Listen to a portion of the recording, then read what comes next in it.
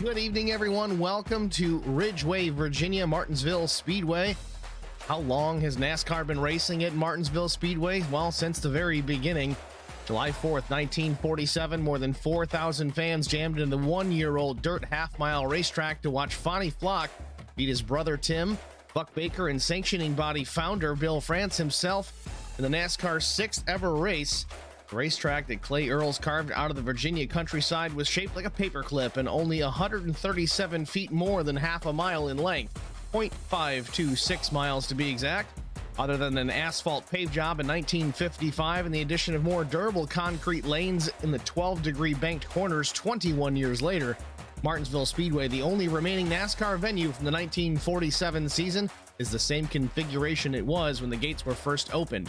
Oh, and then there's the addition of the grandstands to increase seating capacity from the original total of 750 to the 85,000 seats it boasts today. Now a NASCAR property, Martinsville Speedway hosts the NASCAR Cup Series, Xfinity Series, Camping World Trucks, and the NASCAR Whelen Modified Tour. With short, flat corners, the competition is tight and it can get quite physical. After 500 laps around Martinsville, few, if any, of the cars are unmarked. Race winners will know they've earned their trophies. Who will win tonight? Superior Class Auto Racing Cup Series. It's race number 5 of the playoffs, and it's next on HBR TV.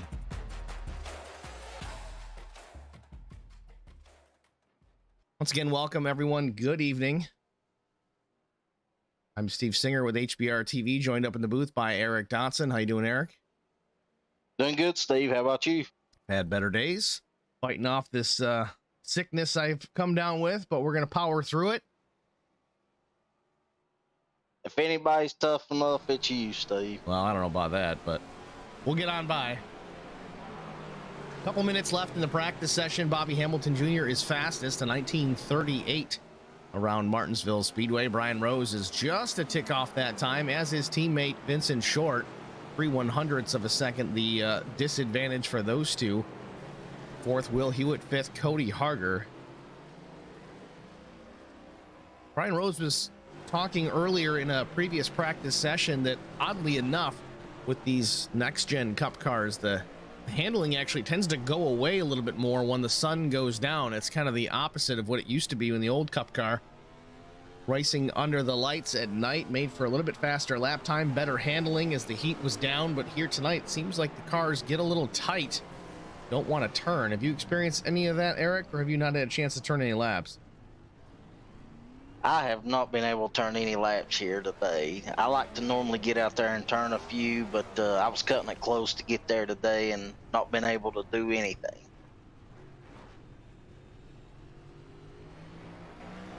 Either way, a pretty good field tonight. 15 cars for, again, race number 5 of the SCAR Cup Series playoffs.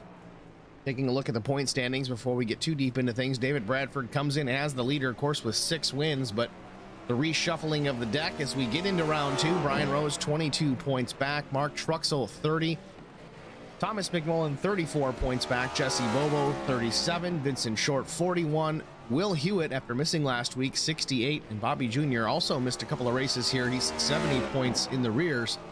Still not out of this thing, though. He can win a race here and move right on. See how that pans out going forward. Yeah, I mean, I don't think you can count any of these guys out. Anything can happen at any time. No, and really, the deeper we go into the playoffs, the more challenging it is to move up within that rank. These guys get tougher and tougher as that number gets smaller. We're down to the 8 guys. We had, I think it was 12 coming in.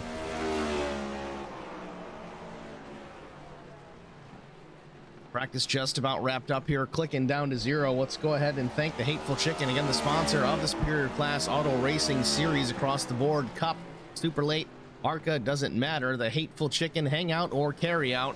164 South Main Street, Suite 300, Ashland City, Tennessee.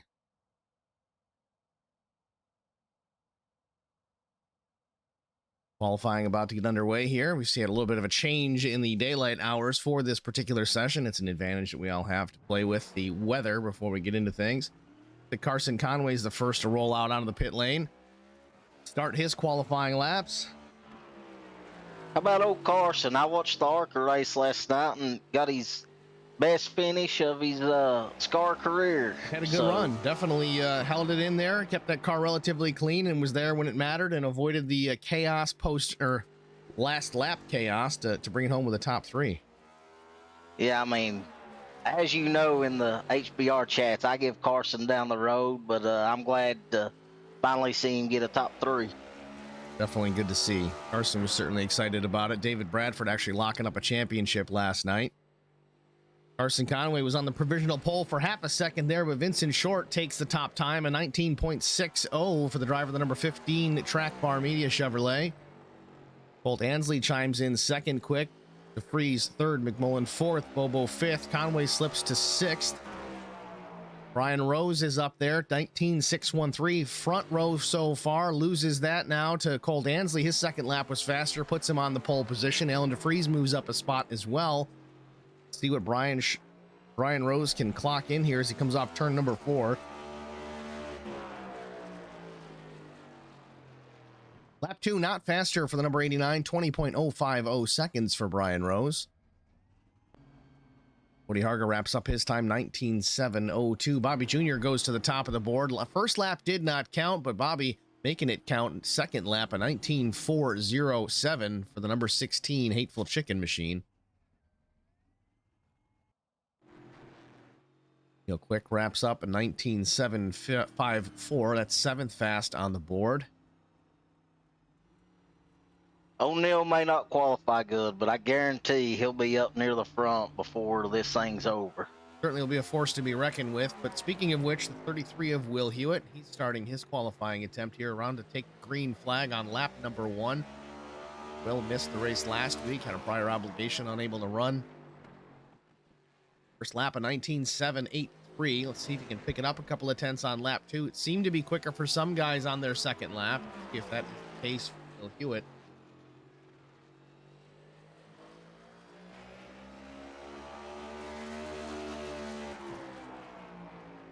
Is quicker, 19.618 for the Snyder's 5.33. That's good enough for 6th starting position.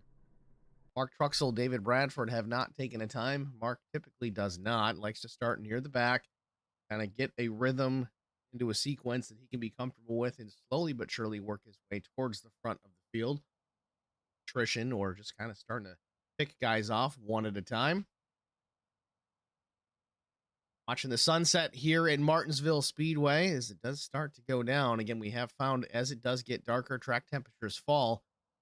Cars do tend to get a little tighter, harder to get them to turn. So we'll have to see how that pans out. It's pretty much the same for everybody, though we have seen that in dirty air, even at a place like Martinsville, it does seem to play a factor. We see it commonly on the 1.5 miles where dirty air, the thing can get a little bit aero tight, but even here at a place we're not running all that fast, it still does play a factor. I'm kind of wondering what David's strategy is here by not qualifying.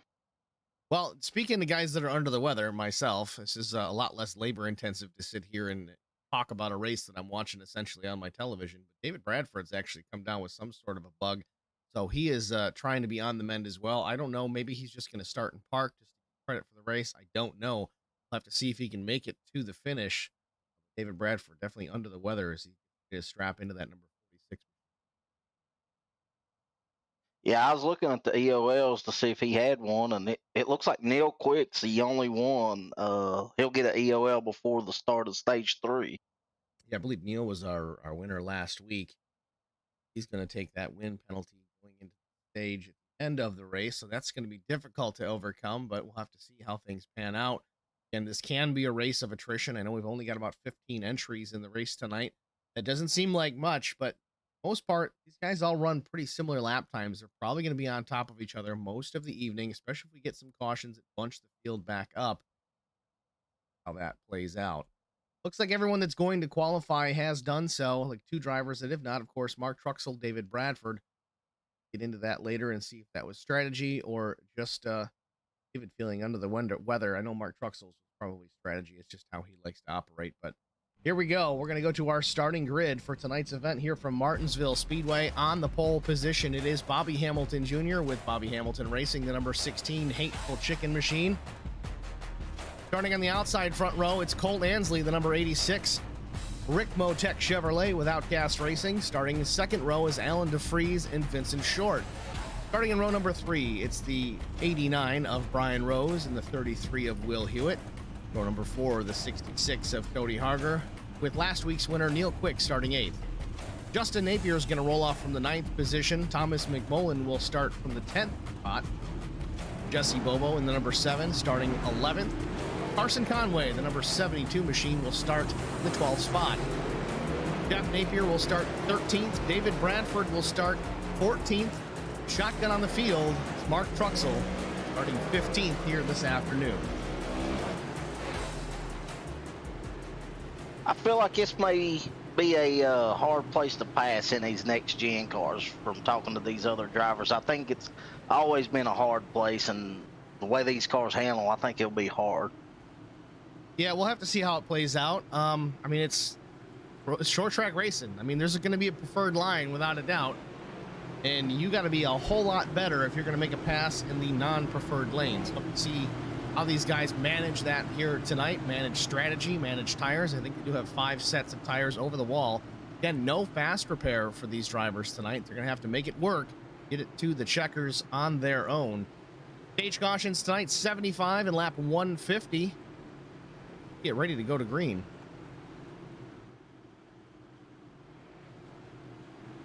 Let's go. Pace car is down. Junior leads the field here through 3 and 4. Colt Ansley to his outside. Ready, green flag.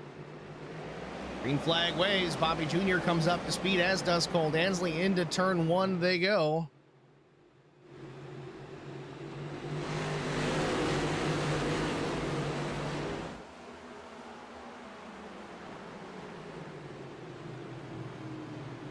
It's like Bobby's trying to pull out to a little lead there. Colt was stuck on that high side. I feel like if you get stuck up there, it's going to be hard tonight.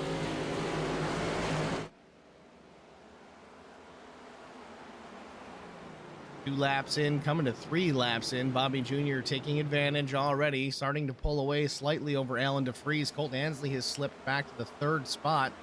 It's Short 4th, Will Hewitt 5th.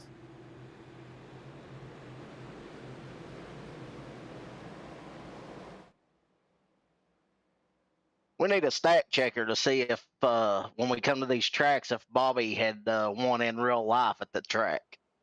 You know, I'm not 100% sure. I know Bobby's familiar with Nashville Fairgrounds by, well, a lot of laps there, I'm sure, but short tracks seem to be something he excels on. But, and Bobby Jr.'s got real life experience, so that certainly comes into play here, even in the iRacing simulator.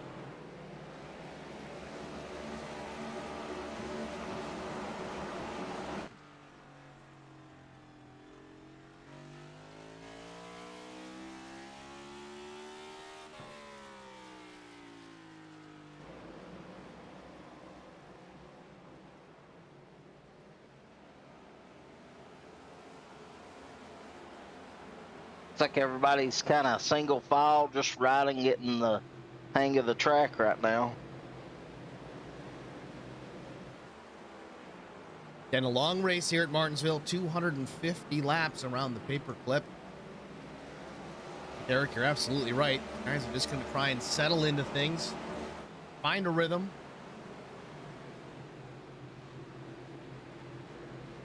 I remember the first time I raced Martinsville on here, it was tough. I mean, I raced it on the PlayStation console, and I always liked it. I come on the iRacing and raced it, and it was completely different, and I never really ran good here. Place is difficult. We have seen guys like Brian Rose who've started to get better at road course racing, start to improve their short track racing skills. Brian is not a fan of short tracks, but practice he was awfully quick, second fastest on that practice time sheet. Runs in the 6th position right now. Again, settling down and just getting into a rhythm. That seems to be the MO for everybody out there tonight. Yeah, I mean, these guys got to be patient here. As it looks like we may have a battle for 3rd get ready to take place here. Vincent Short knocking on the back door of the 86 of Cole Ansley.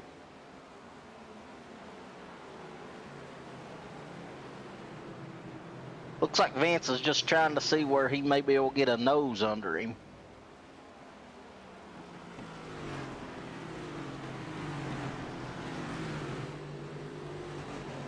You put them cars side by side and they kind of look similar with their paint scheme there. Yeah, color-wise, they seem pretty spot on, but definitely not same team cars by any means. Colt Ansley, an OCR driver, Vincent Short, HBR.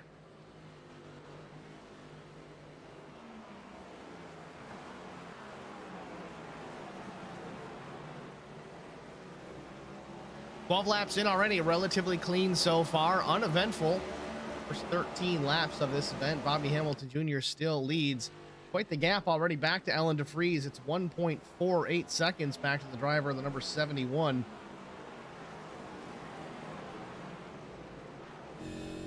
Right on board with Ellen DeFries, looking ahead to the 16 of Bobby Hamilton Jr.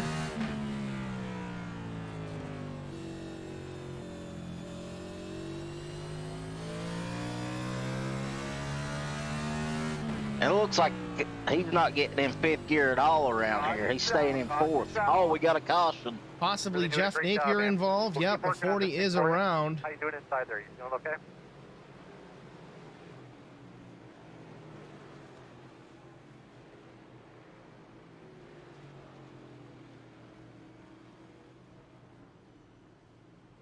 Ooh, looks like he may have hit the wall trying to get turned around. Maybe hung up on the curb. Yeah, he got high-sided there. So let's go back, take a look at it, see what happened with the driver, the number 40, Jeff Napier.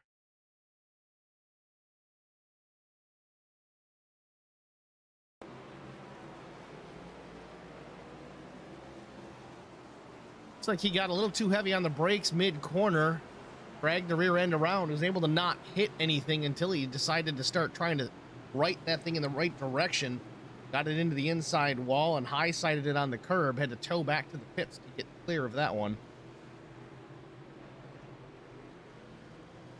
Yeah, lucky that happened when it did. It looked like Bobby Jr. was right behind him, coming to maybe lap him, and that could have been bad for Bobby Jr.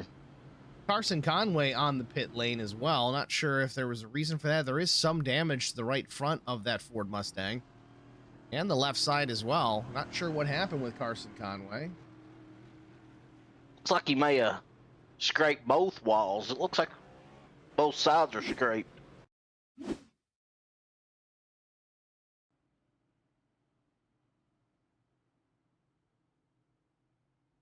He's coming back down pit road again. Well, that was a replay. I don't know if that's where the damage came from. No, that car's already got the damage at that point. That's interesting.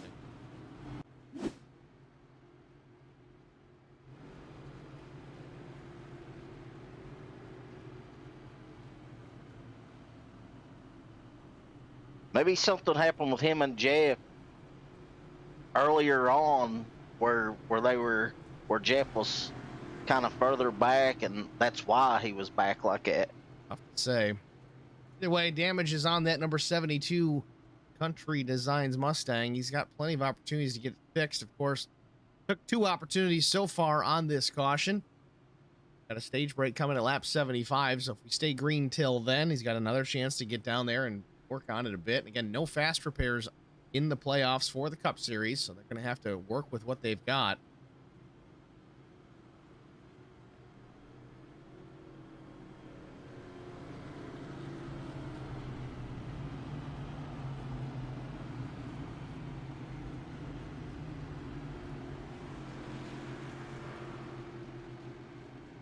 Pace car lights are off. We're on the 1 to go.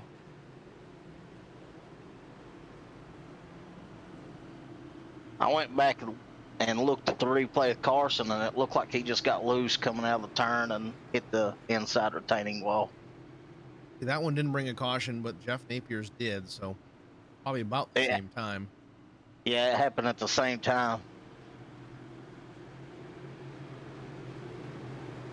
Base car's down, going back to the green flag. Waiting on the 16 to fire.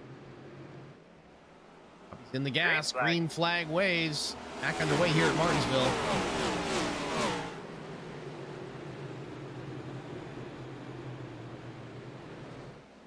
It's like Cole Ansley's going to try to get by DeFreeze.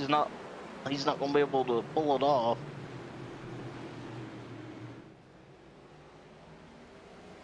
Ryan Rose up in the fence off turn 4. Not sure if he got into the wall or not. Maybe he just grazed the outside wall. Freight trained on the bottom, though.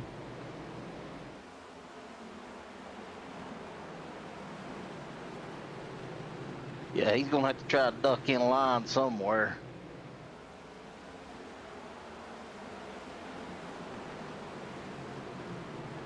Looks like he was able to get down in front of Cody Harger to keep from going backwards.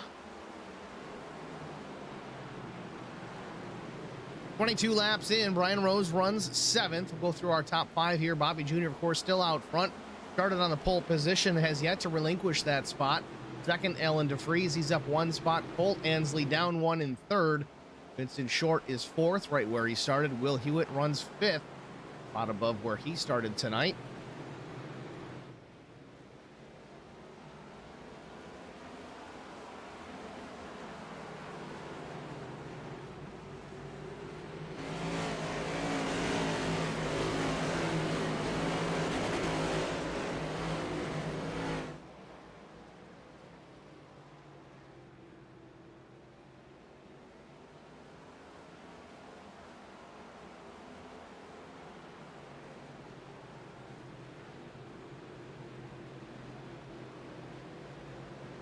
Ooh, looks like DeFreeze may have tapped the wall right there.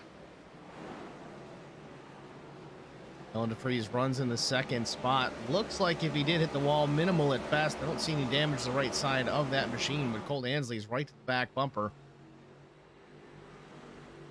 Alan's trying to save some tire for later on in the run, but he is definitely about to fall into the clutches of Colt Ansley. Colt does lock up the left front just a hair there in entry at turn number 3. I mean, Colt's got a little bit of pressure on him. Before the caution, Vince was working on him, and Vince is still right there behind Colt, putting the pressure on, so that makes Colt have to get in it a little bit quicker to try to get around the freeze.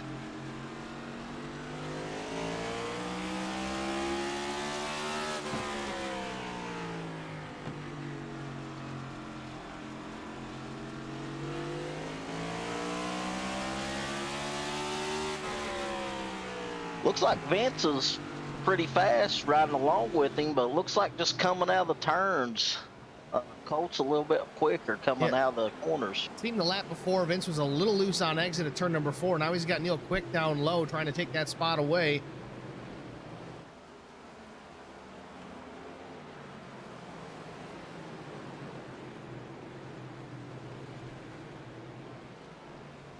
Looks like he was able to get the run off the turn to keep Neil from being able to complete the pass. Cody Harger making a move to the inside of Brian Rose as well. Brian Rose to the outside. Cody Harger down low takes over the 7th position. Clean pass for the 66.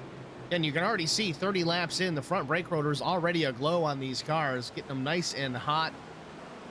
Not what you want to do with these cars if you can avoid it, but it seems to be inevitable here right now. Bigger brakes, better brakes this season on this next-gen Cup car, but certainly not immune to friction and heat. Looks like Neil Quick was able to pull off the pass, and Vincent Short's coming back at him.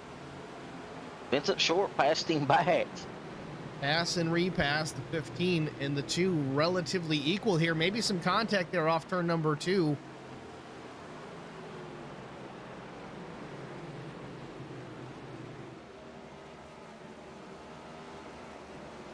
Ooh, Will Hewitt, top of the screen right there, got very loose. I thought he was going around. He done a great job of saving that.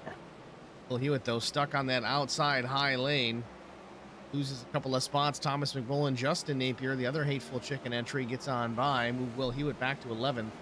Mark Cruxell runs 12th. That's the next threat for the 33.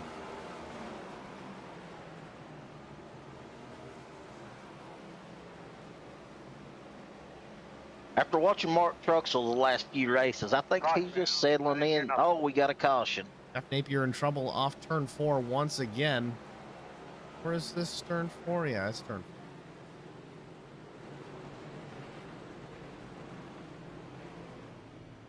4. Sure, if Jeff has got a different problem, he's just sitting there in the corner, starting to move a little bit here.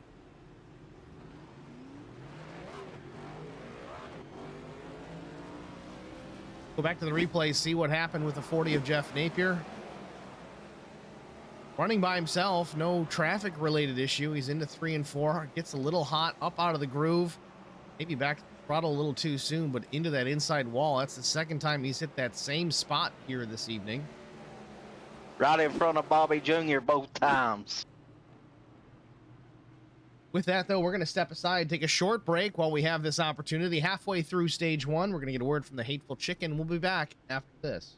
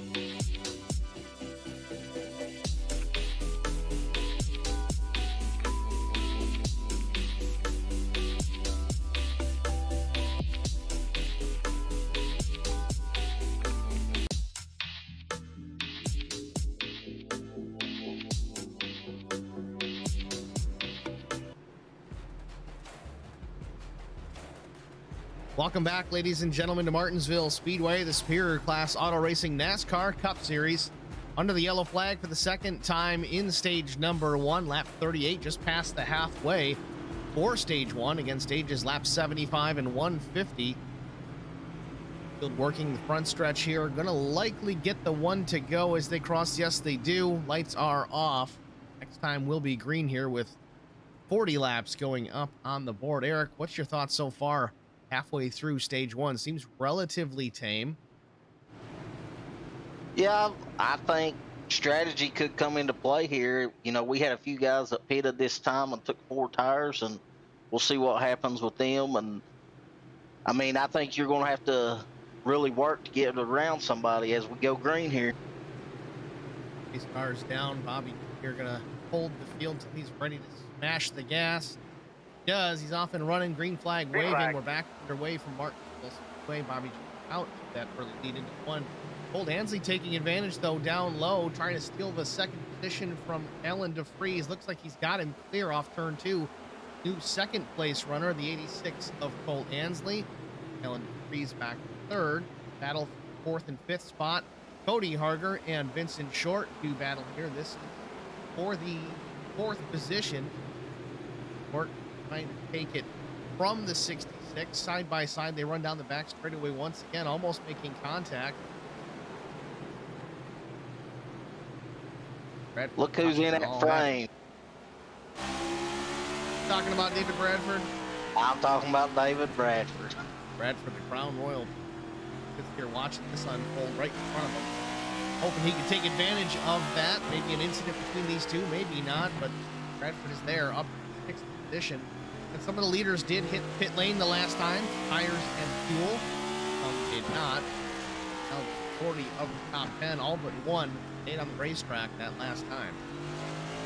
I mean, I think it'll show us how important track position is here. You know, how well can those guys that pitted and took 4 tires get by, and does it pay off to have the track position?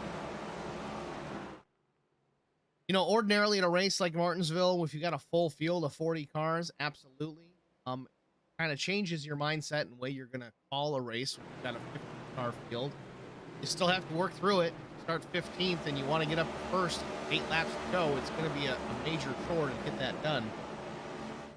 Might be just kind of feeling things out, trying different strategies early here in the stage, kind of playing this out, pretending it's the final stage, see what they can get away with, apply it to the stage later on.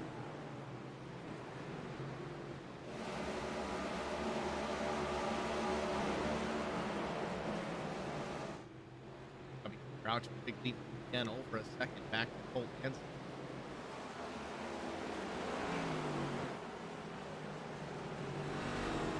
If I'm not mistaken, Bobby has to basically win to get into the next round, right? It's hard to say right now. The win would definitely move him on no matter what. Had some scheduling conflicts with the series, with the races as of late. He determined to he run all the races in that final round, but yeah, it's gotta be good.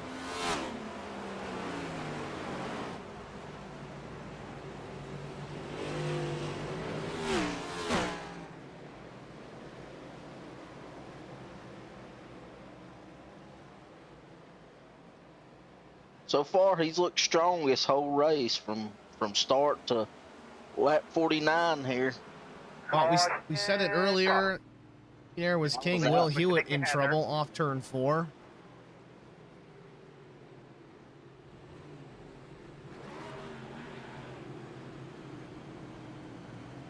Hewitt getting that number 33 righted. Looked too terribly damaged. Let's go back and take a look at the replay. Idea what happened with 33.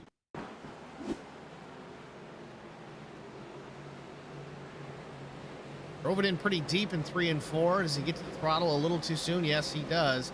We've seen that now twice with Jeff Napier. Now the third time here. This is the first incident for Will Hewitt, but it's so easy to get back to that throttle. Just a tick too early, and around she comes. Justin Napier looks like he's going to hit the pit lane here.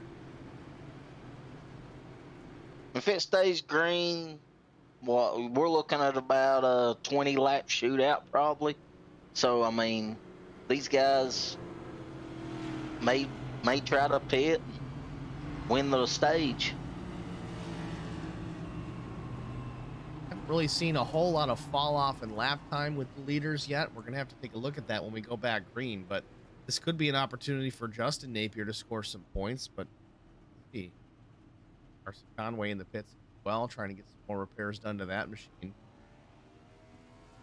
Well, I mean, we're on lap 51 and we've had, this is our third caution, so we've had 2 before this. So we've had what, probably about 10 laps under caution. Yeah, we had 2 cautions, probably 3 to 5 laps apiece.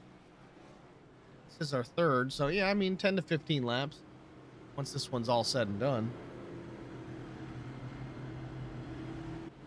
Yeah, so I'm not sure, you know, the fresher tires are going to make that big of a difference with the guys who started on with the original tires running these caution laps. Well, when we go back to green, we're going to take a look at it. Bobby's fastest lap of the evening so far was a 19.48. Right now we're under caution, so we don't have anything to compare to. Go back green. We'll see what kind of time in clean air the 16 can run. If he's within 4 or 5 tenths of that best lap, you're absolutely right. I don't think the new tires are really going to make a whole lot of difference for Justin Napier. But we'll see. Maybe he can pick some guys off, pick up a couple of spots. He's going to restart in 13th position. Now, Will Hewitt, he did not hit the pit lane after spinning, so not sure what that's going to do to the tires for the 33, but Justin can pick off a few spots, maybe get up into a points-paying position. We're going to have to see.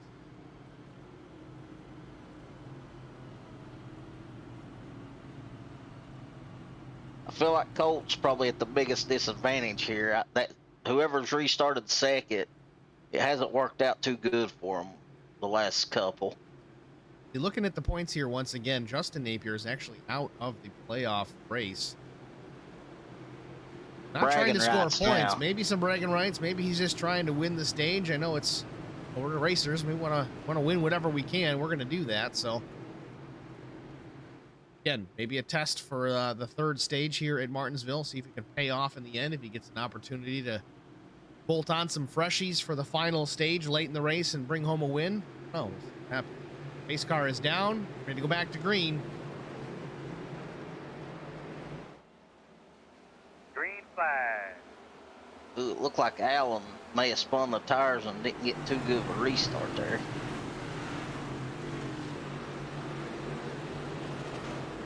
Cole closing in right on the back end of Bobby.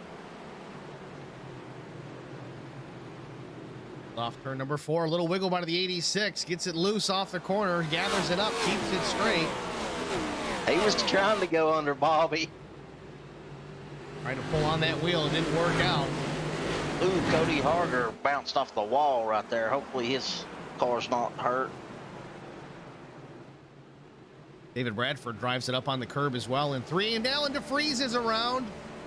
Big wreck on the front straightaway. This is going to do it for some of these guys, possibly. Vincent Short with heavy damage. He was up on his lid. Justin Napier involved. Neil Quick involved.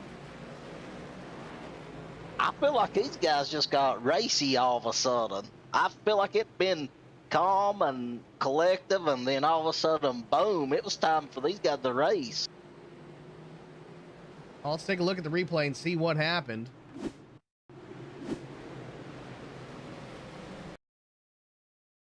Alan DeFries just gets loose, overcorrects, puts it in the fence, and then all these guys off turn number 4 just drive right into it. Carson Conway drives completely underneath the 15. We're going to have to watch that one from Carson's onboard.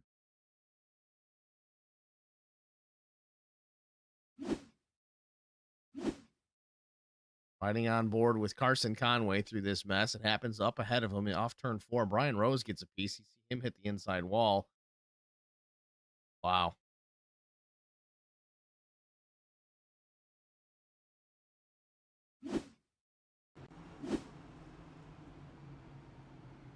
A lot of cars coming to pit road.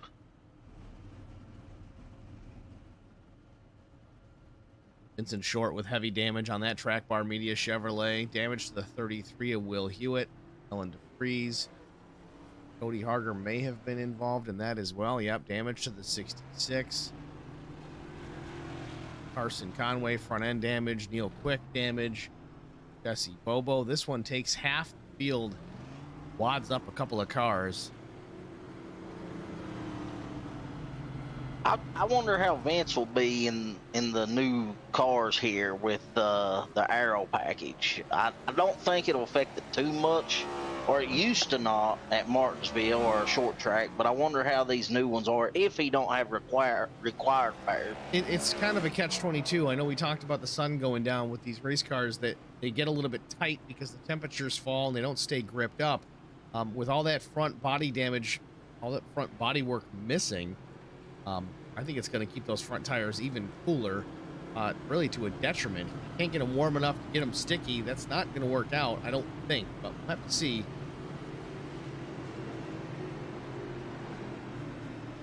The unfortunate thing for Vance is I think he may have had some required repairs. Looks like maybe him and Allen both, they're still on pit road. So what we mean by the required repairs is sometimes, you know, when these cars get damaged and they hit pit road, before they'll let you actually exit your pit, you have to get so much damage fixed. Normally it's a minute, 2 minutes, 5 minutes. I've been in one that was 30 minutes. So obviously it looks like, you know, Vince and Allen may have the required repairs. It's no different, you know, we're real racing where NASCAR says, well, you're required to have a rear deck lid, or you're required to have a rear bumper cover, or something to that effect, if you want to continue the race. It's required repairs. It's kind of the same thing here in iRacing. Getting ready to go back to green. Pace car lights are off. Pace car does peel off pit entry. Once again, Bobby Hamilton Jr. going to lead the field off turn 4. This race refired. Bobby's in the gas, a little wiggle out of the 16, but we're back underway. Bobby out to an early advantage. Thomas McMullen trying to take a peek down low, and to look who's in second place, it's the 46 David Bradford. Made it through that mess clean up to the second position as we work lap 63. Yeah, and you know, the momentum David has winning the ARCA championship last night, what he's done here in the Scar Cup series, I mean, he has absolutely had a phenomenal season. I know he's wanting to top it off with a championship here in the Cup series, but you know, his hot streak has continued, and he's just on a roll right now.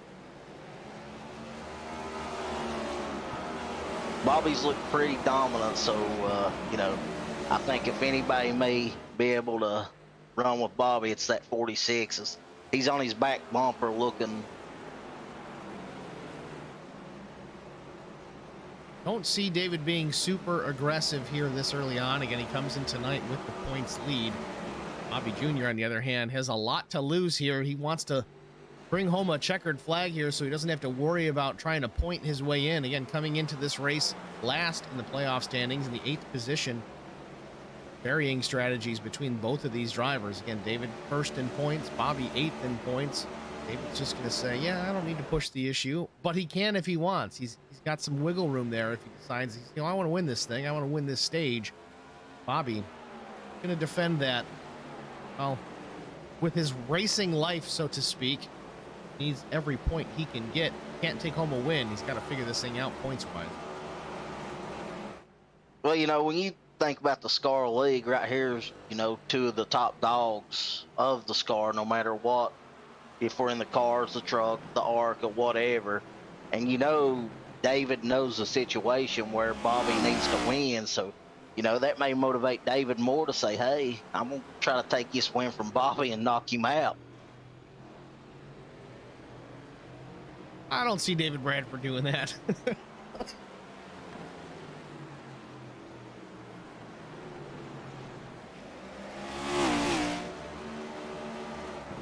I die over here. Hey, though, Bobby's not pulling away from the 46. David Bradford hanging tough there in the second position. Remember, David didn't qualify, started second to last, 14th position, now runs second. 5 laps shy of the end of stage number 1.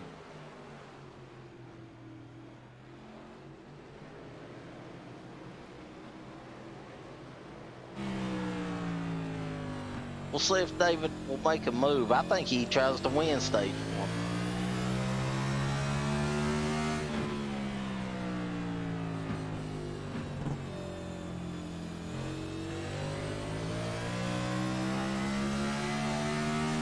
You see David, just like the car we was riding with earlier, not getting out 5th gear, or not getting out 4th gear, so, you know, they're only, here he goes to the inside.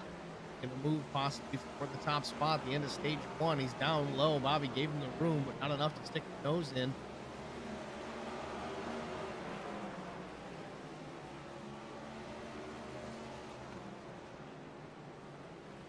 Laps to go.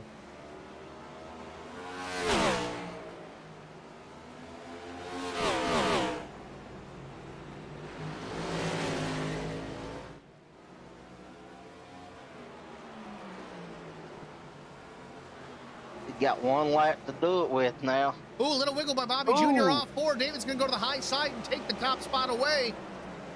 David Bradford in the mirrors of the 16 of Bobby Jr. coming to the white flag. David Bradford's going to take the stage here. A mistake uncharacteristic of Bobby Hamilton Jr. is going to cost him a stage win and some valuable points. If Bradford cruises to the win, stage 1 in the books. David Bradford, your stage winner. Bobby Jr. second. Thomas McMullen third. Brian Rose brings it home 4th. Dustin Napier, a top 5 stage finish for the 5th course. Worked out. Yeah, that's very uncharacteristic out of Bobby. He knew the 46 was going to make a move, and looks like he may have just got in the throttle a little bit too soon. Eye on the 46 here if he's hit pit lane this time or not. Get pit. Yep, he does hit the pit lane this time by.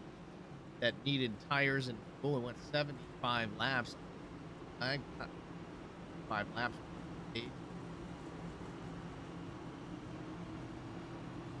If I'm David or Bobby, if I don't come out first, I'd want to come out third, I think. I definitely want that inside lane.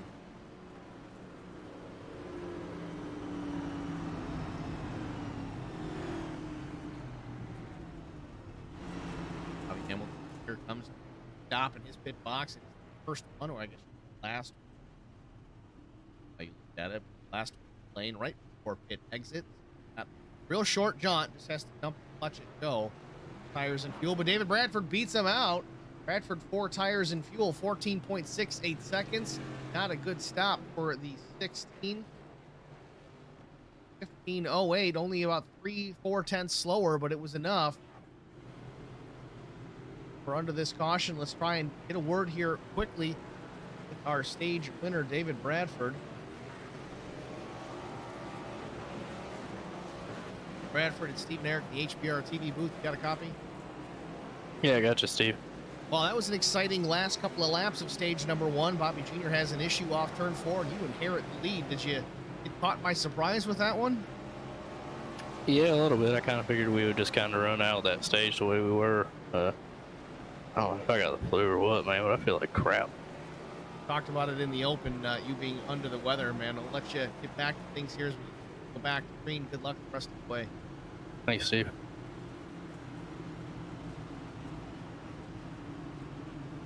This could be David Bradford. This could be David Bradford's flu race. You know, it's a little bit different. You hear guys that be sick as a dog, and then they hop in the race car, and it all goes away until they get out of the race car, and then they're on oxygen. And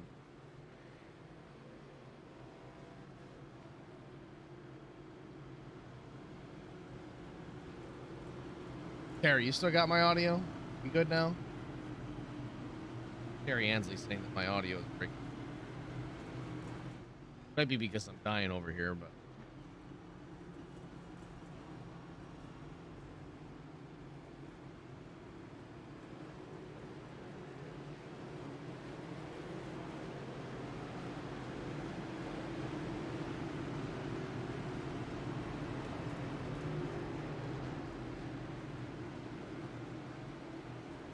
well, either way, pace car lights are off. We go back to green this time by lap 82 will go on the board.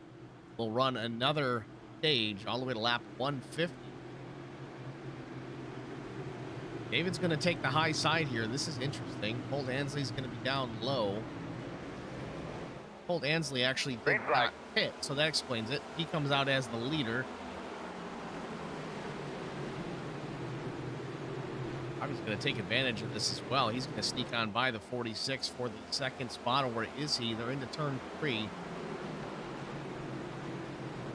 It's a little wide off turn number 4. Colt still has the lead. Battle for second. Hamilton, David Bradford.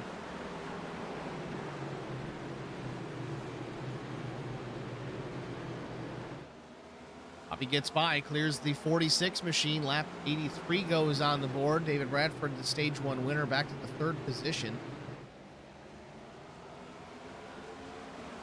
Justin Napier getting a little loose there. Cody Harger back in the field. The car looking a little worse for wear, but still trucking. On the lead lap. Neil Quick, a little similar situation. Some damage on the 2. Thomas McMullen also damaged. You see Carson Conway there in 6th. Also some damage. Not even halfway here at Martinsville, and these guys are looking a little rough. Still getting in by with it. 2 cars off the lead lap. Jeff Napier, Alan DeFries, Vincent Short. It looks like Mr. Consistent there, Mark Truxell, doesn't have anything. And Colt Ansley and Bobby Jr. in trouble. We'll be pissed off if somebody else on the race. Ooh, look like Carson may have plowed into Bobby.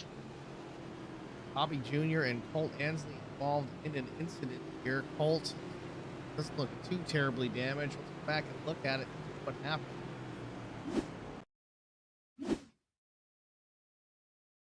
Off turn 2, Bobby gets a bit of a run, a little wiggle out of the 86. Bobby takes advantage, jumps down to the low lane, tries to dive it in to 3. Little net code, actually. Yeah, that looked like netcode from that view. Certainly an aggressive move by the 16, but the net not help. Back and look at that one.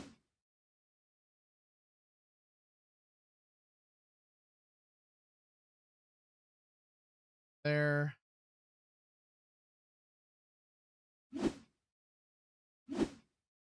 The window of the 80s. He might have hit him, actually. There might have been some contact there. If it was net code, it was tight. Yeah, from that view, it looked like he may actually got into him. Yeah, Carson, he lower in the frame there, drilled the 6. Yeah, I'm not sure why he was still in the throttle there. Watch it from this perspective. Carson's the 4th car back from Bobby when this happens. On half a straightaway away.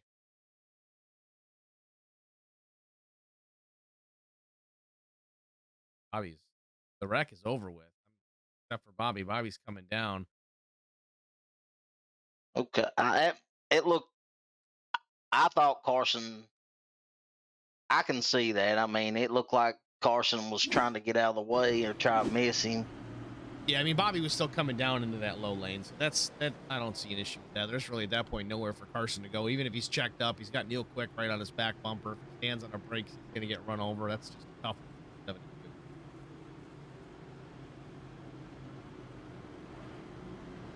Yeah, Terry, I think I've got to play with some of the settings on this microphone as far as this particular layout goes. I'll get it straightened away. I'm also not as loud as I usually am, as I'm sick as a dog right now, so that's what's causing the issue.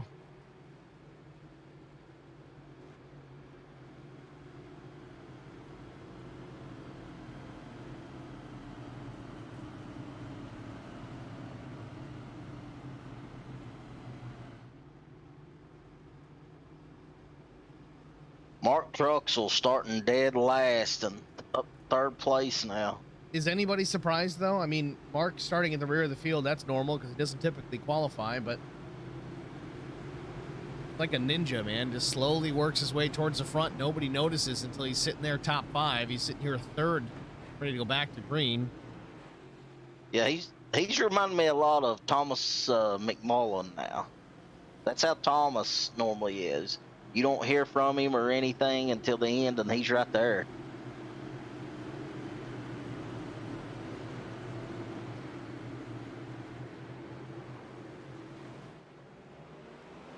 Green flag. David jumps out real far.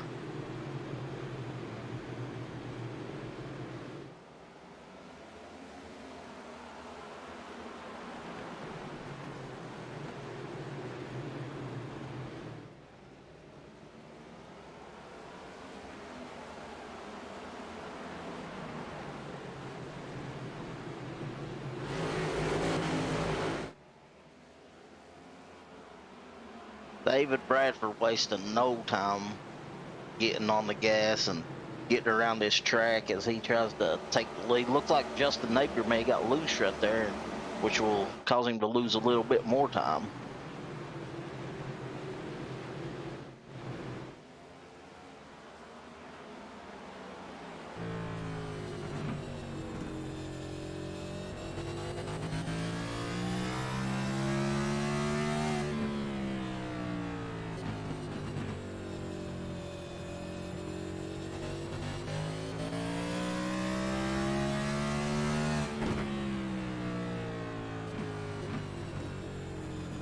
Justin Napier got a little bit of right front damage there.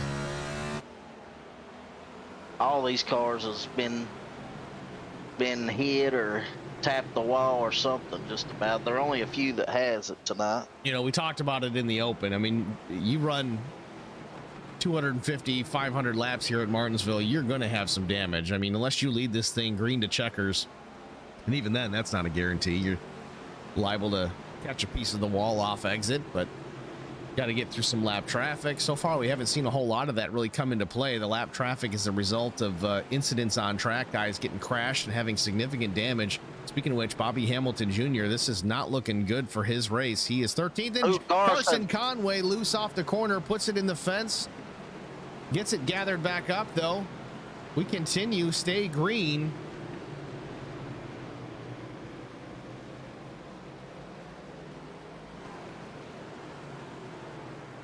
I gotta be honest, that car absolutely looks like it just ran 500 laps here. Yeah, I was getting ready to brag on him for running third, and that happened. He looks like he's been at the demolition derby. I'm curious to see what kind of lap time he's going to turn with all that damage so far in these short tracks. You talked about it earlier, Eric, that even with the body damage, they've been able to kind of run decent pace, but that thing's hurting pretty bad. He may be stuck with some required repairs once he hits the pit lane again. Yeah, that's one of the most beat up cars I think I've seen on iRacing. Last lap for Carson Conway at 20.70, and he's loose off the corner again. The exact same thing happens. He gets it spun in front of the field. Maybe not. He's backwards on the straightaway. No caution. Looks like he just tows it back to the pits. He might be calling this one a night. While David Bradford continues to be out front. And the thing with Carson, you know, what may have happened is when he hit Bobby, it may have knocked his car out of line, and he didn't want to pit because he knew he had required repairs. And, you know, he may have been driving a car that was completely out of line, which was causing him to get loose and wreck. Certainly didn't help things when he got the inside wall the second time. That's definitely going to throw the toe end off.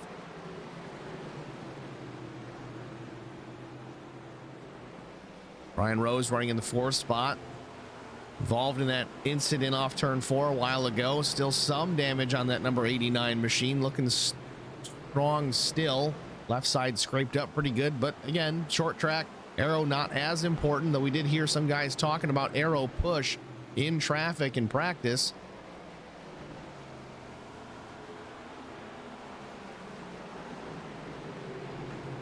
I thought Brian Rose was going to go to the high side of Mark Truxell right there. See the 66 of Cody Harger running in the 8th position. Getting caught up in incident real early on, unfortunately for the 66. Car beaten and battered, but so is half the field. Still running decent laps. His best of the day was a 1970. His last lap a 1990. So it doesn't look pretty, but it's still plenty fast. You can just hang in there. He still can have a decent finish here this afternoon.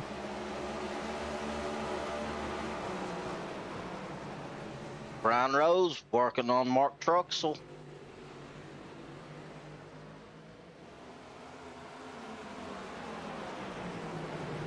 Ryan taking a look to the inside. Mark Truxell finding a little bit of speed up top. Colt Ansley getting a little out of the line there in 3 and 4. Gathers it up. Mark Truxell, though, successfully defending that position for now. But Brian Rose looking pretty strong right to the back bumper of Mark Truxell. Good run off of turn number 2.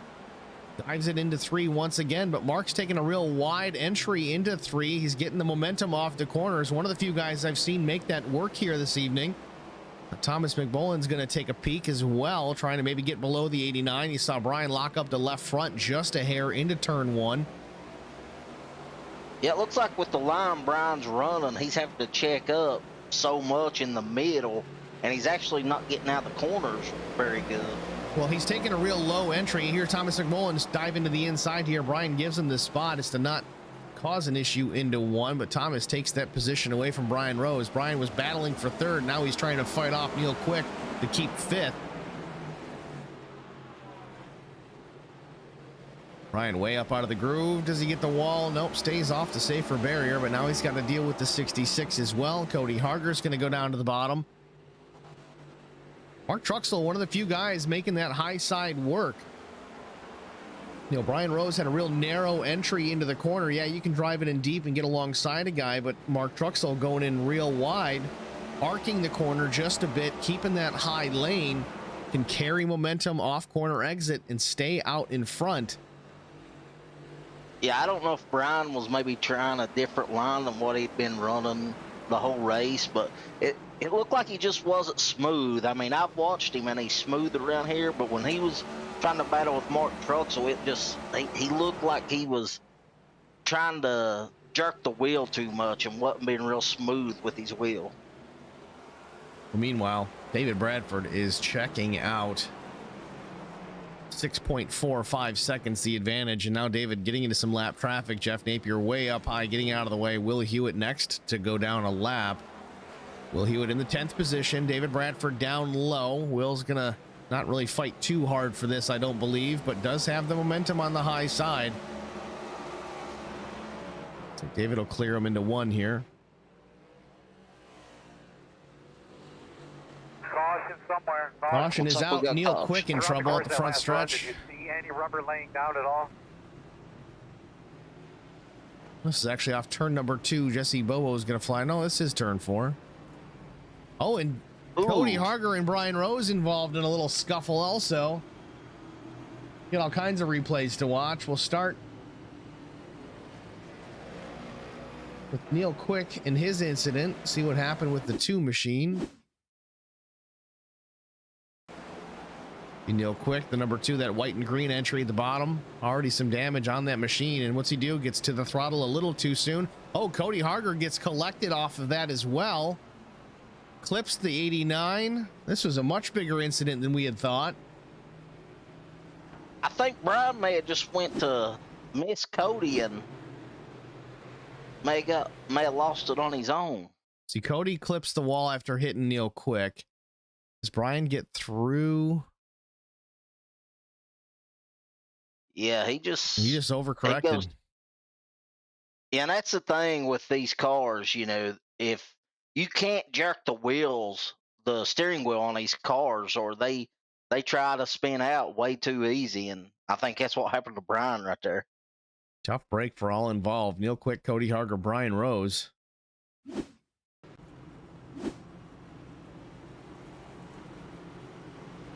Interestingly enough, right now, Cody is listed as the leader, though.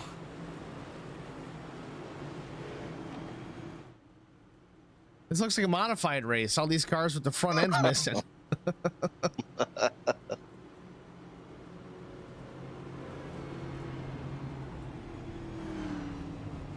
have a feeling we're going to see a lot of required repairs out of this recent incident. Lap 117 of 250. We get the second stage break at lap 150.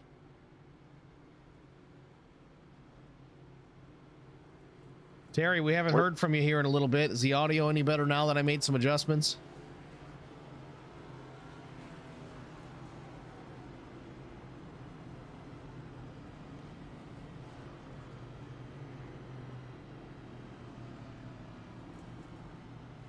Nope, Cody Harger down and away, stays on the lead lap. Neil Quick as well. Brian gets out as well. So no, not a whole lot of required repairs for these guys. They're able to get it done and get back out on the track, stay on the lead lap. Neil Quick, Brian Rose, Will Hewitt as well. Jesse Bobo is out of the pits, but he did lose a lap. All right, cool. I guess the audio phantoms have fixed themselves, or we've corrected it one way or another. It's good.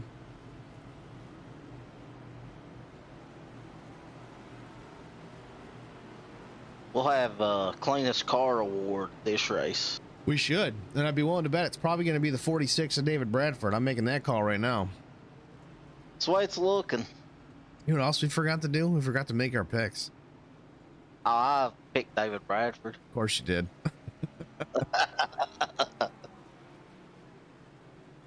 I'm going to go with Thomas McMullen.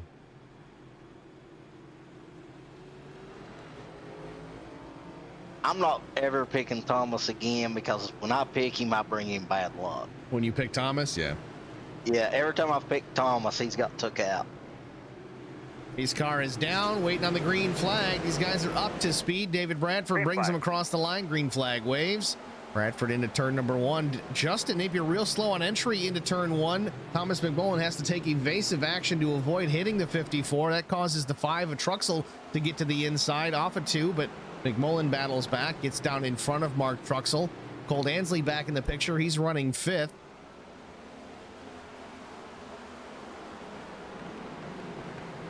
Cleanest car award also could go to the 5 of Truxell. That's not really going out on a limb most nights, but Yeah, I don't think he has a scratch on it.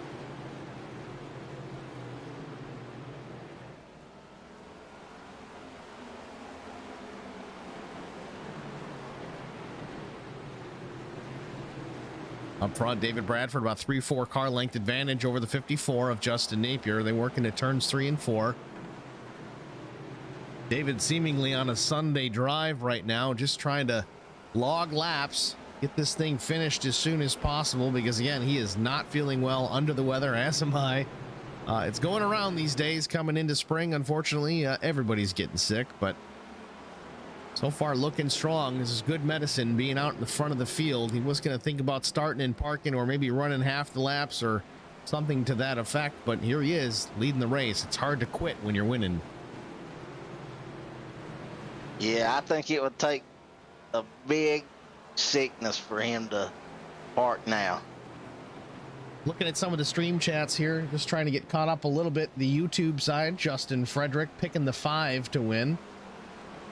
Might be a dark horse candidate. Right now, Mark Truxell running in the 5th position, looking pretty strong. He's up 10 spots, started dead last.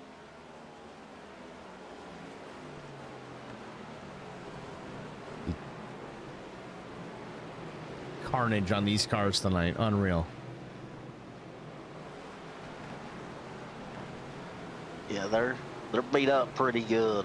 Looks like Brian Rose is gonna make a move on Cody Harger here. Cody gets a little out of the groove. He's gonna lose a couple of spots. Both Track Bar Media cars going on by. Jesse Bobo gonna look to the inside in turn 3 as well. And see, Cody's really not driving the car all that hard. All these guys got front brakes lit right up. Cody's not so much. Either he's just that much easier on them, or not on the pace, just with all the damage that front end has.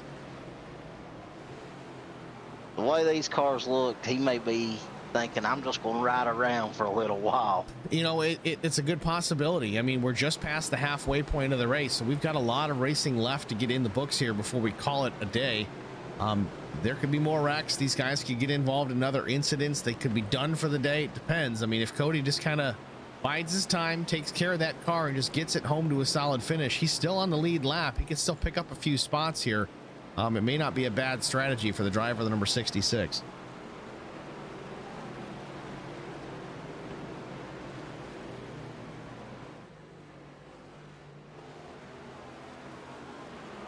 Looks like Vincent Short's going to work on teammate Brian Rose. He's just not quite there yet. Imagine the 15's a little loose right now with no rear spoiler, but we'll see how he makes that work. Seems to be right to the back bumper of Brian Rose. In practice, they were pretty much running the exact same practice time on the charts.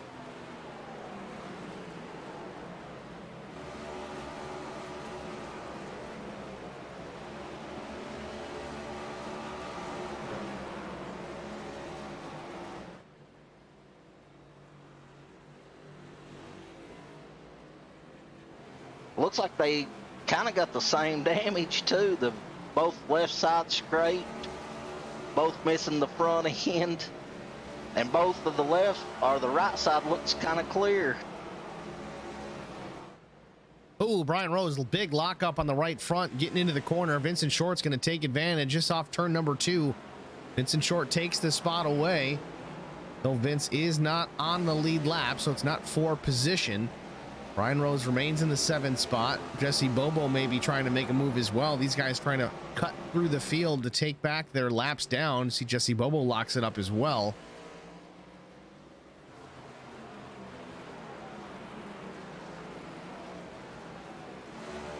Back at the front of the field, though, David Bradford continues to lead, a 2.5+ second advantage over Justin Napier.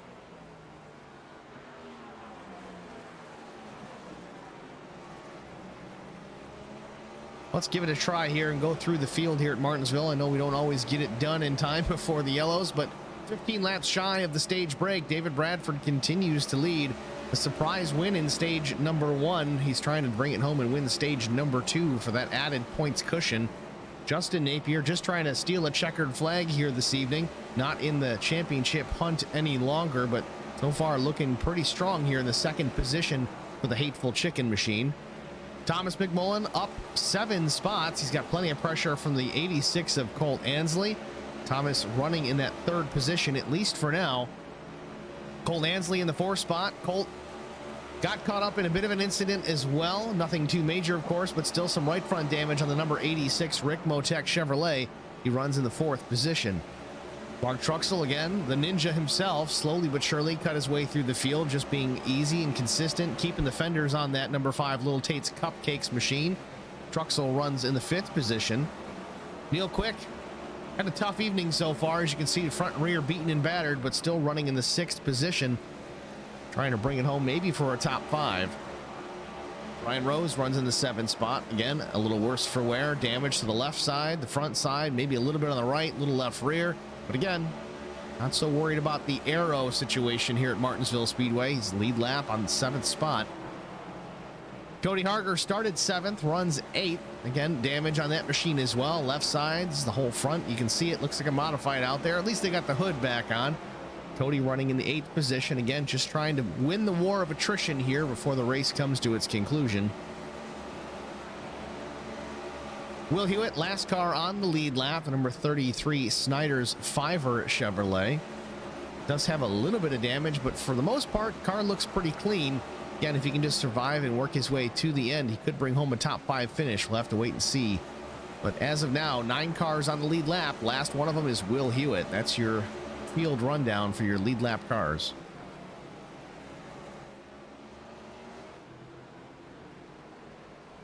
David Bradford getting into some lap traffic again. Jeff Napier, the number 40 machine, working off of turn number 4. I know they've been a little bit of a issue with these two earlier in the season, so we'll see if, Jeff kind of makes him work for it. Well, we'll see. I know the last time that David lapped him, Jeff got right up out of the way, got real high in the groove, and looks like he's going to go low here and let David go. Maybe not. David's going to go low and go around. See, Jeff does take the high side this time. 8 laps to close out the stage. David Bradford running away with it. Justin Napier almost a full straightaway behind the 46, but still running strong in the 2nd position.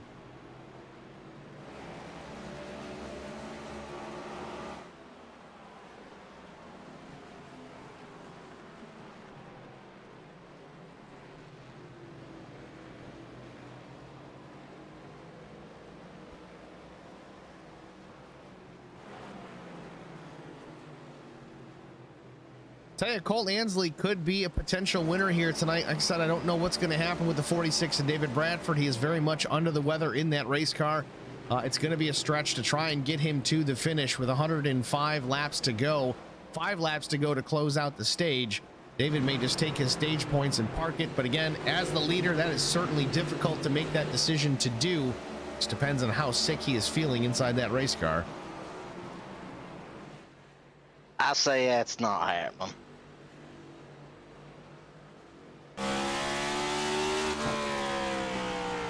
Don't think he'll pull a Tony Stewart in the car, do you? He's taking it all the way. Remember Tony Stewart won at the Glen years ago. He had to leave victory lane immediately because he had a bit of an issue in his fire suit that he had to get addressed before he could do his interviews. That's dedication. David might have put a Huggy on before this race. Well, he still leads this race. David Bradford well in command of the Virginia 250. Out in front, that number 46 Crown Royal Peach entry looking strong. Started at the rear of the field. I think he was the 2nd to last car on the grid. Did not qualify. Finds himself out in front once again. Lap and a half to go to end the stage. David Bradford's got it well in hand.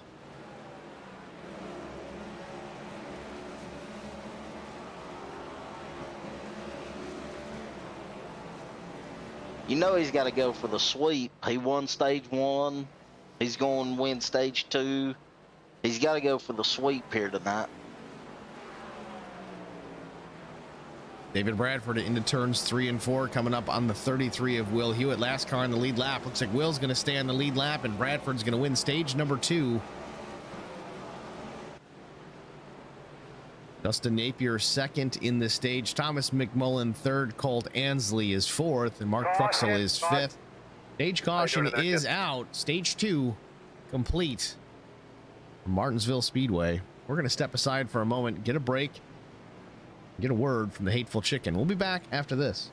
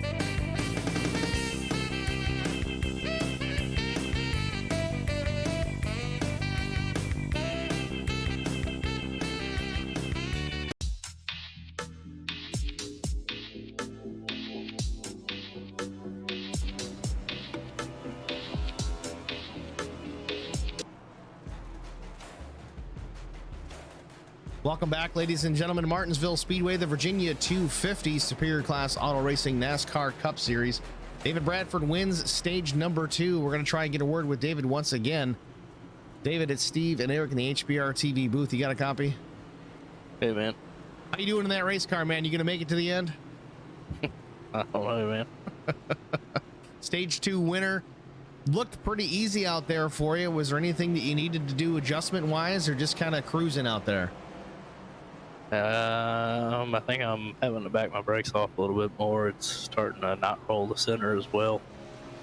Justin did a good job of that run right there, kind of sticking with me as far as lap times go. So right here will probably mount a challenge to me for these last 100 laps.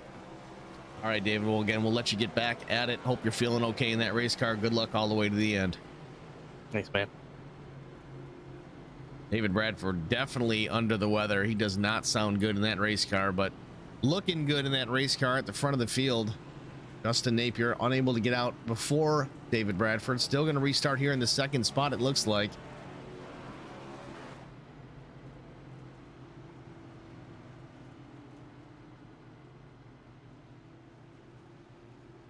Justin Frederick in the YouTube stream chat. This is some good stuff. Thanks, Justin. We certainly appreciate the kind words. Just curiosity, what brings you to HBR TV here tonight?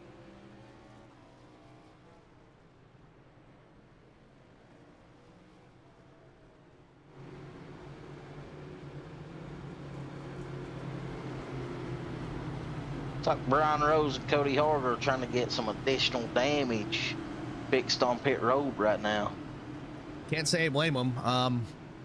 Both of those guys had some good pace regardless of the damage, but it can only get better if that car gets a little bit straighter. Things get lined up. You know, Brian kept talking about aero tight, even in a place like Martinsville. I know it's seemingly not an issue with the body damage, but definitely cannot hurt to make them a little bit better as we get ready to go back to green. Pace car is in the pit lane. We got a camera in the grandstands. We're going to watch it from the spectators' point of view as we go back to green from Martinsville to start stage number 3. Green flag. It's about what it looks like from Martinsville Speedway. If you buy a ticket and you want to watch the race, this isn't all the way up, but it's a pretty good spot, as you can see. Half mile around the paperclip. David Bradford, Justin Napier out in front. Justin right to the back bumper of David here early on, contending.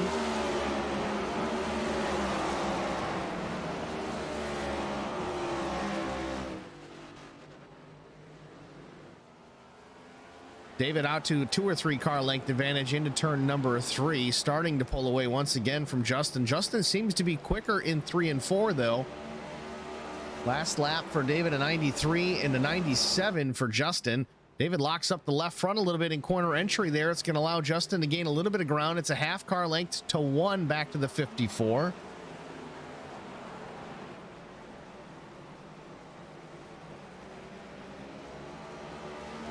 Justin's trying everything he can to get to the back bumper to challenge for the lead right now and not let David pull away.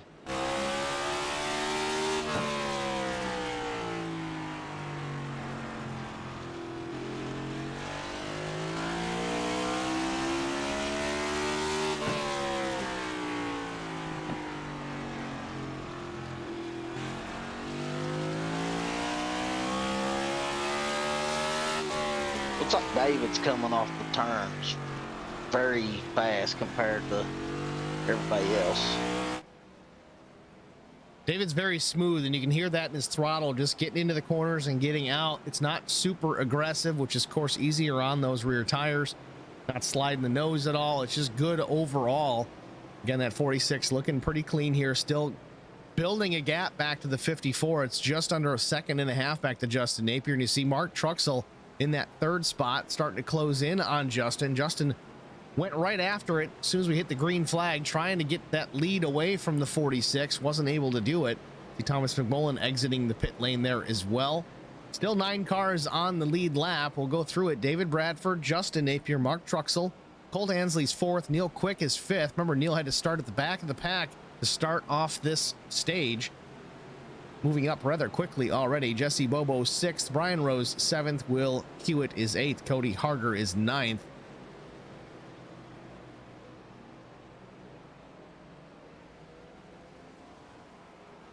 Mark Truxell a little loose coming out there. Hey, Mark is quick though. He's closing the gap between himself and Justin Napier. He keeps this up. He may have a battle on his hands in the form of Mark Truxell for that second spot. It's a car length back to the 5 right now. They work off 4 across the line. Last lap for Truxell an 88. Justin was a 20.04, so definitely a little bit quicker lap times out of the 5. See Mark diving it down that lane, trying to feint a little bit, trying to get Justin in his mirrors, maybe to force a mistake into the corner. Something that I've definitely done in the road courses before, and it might be something that he's trying to do to Justin, trying to easily take that spot away without just doing it the old-fashioned way and passing the guy. Got Judy Tate in the YouTube chat. Hang in there, Mark. You're running good, staying calm. Another Mark Truxell fan in the chat.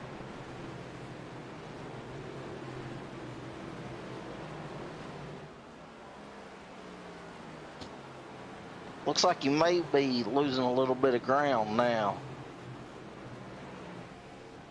Cody Harger's in the pit lane here.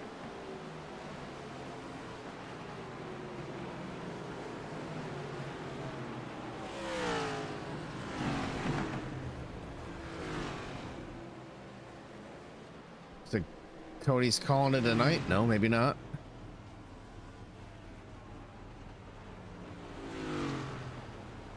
Not sure if Cody's just getting some repairs done. No, the right sides go up. That took a moment. So that was a delay. Maybe he had some. Well, it looked like he was a little deep in the box for a minute there, so maybe it's hard to say, but I can't imagine he's stopping just for tires this early on. We just went back to green about 25 laps ago.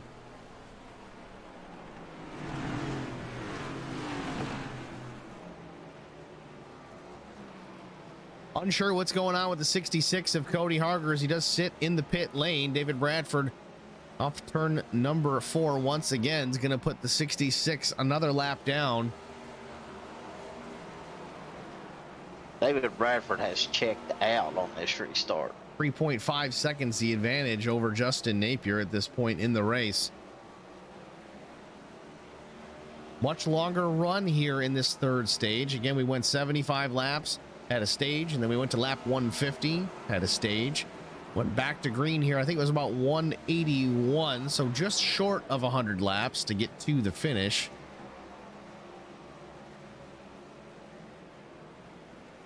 Here comes a 2-car charging. Quick, looking quick, taking over the third spot here possibly. Mark Truxell See if Mark can battle back on the high side. I don't know if there was a problem with Justin Napier there too. Both of those cars seem to catch the 54 quickly. Neil gets by Mark Truxell in a hurry as well, moves the 2 machine back to the 3rd position. We saw a little bit of this last week with Neil Quick waiting till stage 3 to really pull the trigger and go. Well, here we are, stage 3 with 75 laps to go. Neil Quick running in the 3rd position, knocking on the door of the Hateful Chicken, wanting in and around, possibly to go chase down the 46 of David Bradford. Not sure if he's got enough in the tank to do that, but we're going to have to wait and see as we work lap 176. You know, Neil knew at the start of stage 3 he was going to have to start at the back, so maybe his strategy the whole race is, hey, I'm going to race around everybody and have to work through traffic. That way, stage 3, I know what to do. One thing I've noticed about Neil Quick, not just in this series, but even over in the IROC series where he runs, he's very strategic. He can put down some good laps, but he knows when to do it, when not to do it. He's trying to get around Justin Napier here, but he's also trying to defend against Mark Truxell. Mark was getting racy again. Yeah, it looked like he may have closed the door on an attempt by Mark Truxell to go low. Here comes Colt Ansley again, right to the back bumper of Mark Truxell. Not sure if the 5 is just falling off the pace a little bit, or if Colt Ansley is just kind of getting back into gear here, or if Neil Quick battling with the 54 is kind of holding up the rest of the bunch. It seems that this group is all packed up together. Justin, Neil Quick, Mark Truxell, Colt Ansley, even Jesse Bobo part of it, I think. No, that's Thomas McMullen, albeit a lap down. The brakes on Neil's they're glowing big time. Oh, wiggle. Neil Quick's trouble off turn 4, has to get way out of the throttle. Doesn't hit anything, but man, oh man, I'm just going to rewind that one because it doesn't show up at all in the timing. So we're just going to rewind the old fashioned way. God, I hate doing this, but hey, we got to get a look at it. So we're going to do it. Neil Quick into turn 3. Those brakes are plenty hot. He closed a lot of ground on entry there, down to a car length. Rear end starting to hang out just a bit on the brakes, and it looks like he's going to get to the throttle at just the wrong time. Yep, you can see it starting to pitch. Real low on exit. He could have taken that a little further, but almost gets it spun around. First guy we've seen tonight do this and not hit anything. Lost a lot of track position, but a great save by Neil Quick.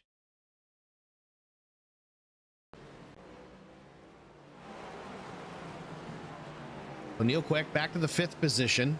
New top 5 here. David Bradford, Justin Napier, Mark Truxell, Colt Ansley, and of course Neil Quick. See Neil working around the 40 of Jeff Napier.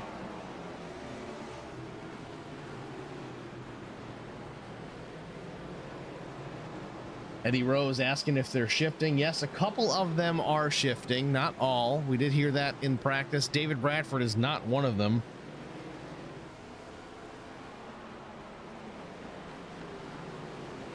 Yeah, I think we rode with David and maybe Will, and they were leaving it in 4th the whole time.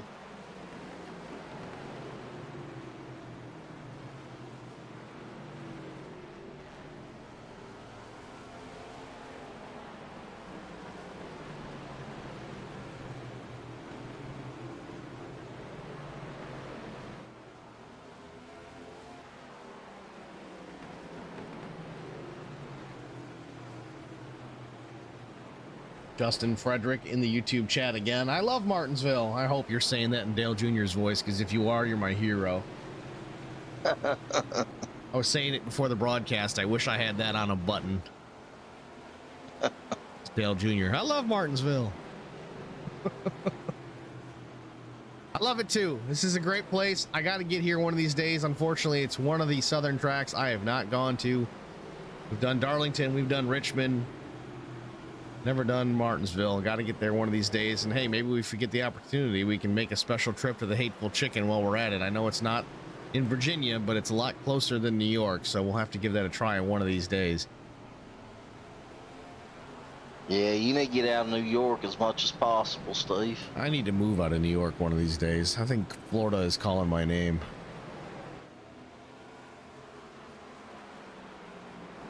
You come down here to good old West Virginia. I'm looking for a place with palm trees, you know? Ew, we don't have any of those. We got plenty of trees, though. Oh, yeah, plenty of trees. Cole Ansley running in the 4th spot just behind Mark Truxell, Justin Napier, but Neil Quick starting to close the gap again after his incident off of 4. Again, doesn't hit the wall, just has to save the car, checks up out of the throttle, loses a couple of spots, but closes the gap once again. Cole Ansley in the crosshairs of the 2. Lap 190, 61 to go.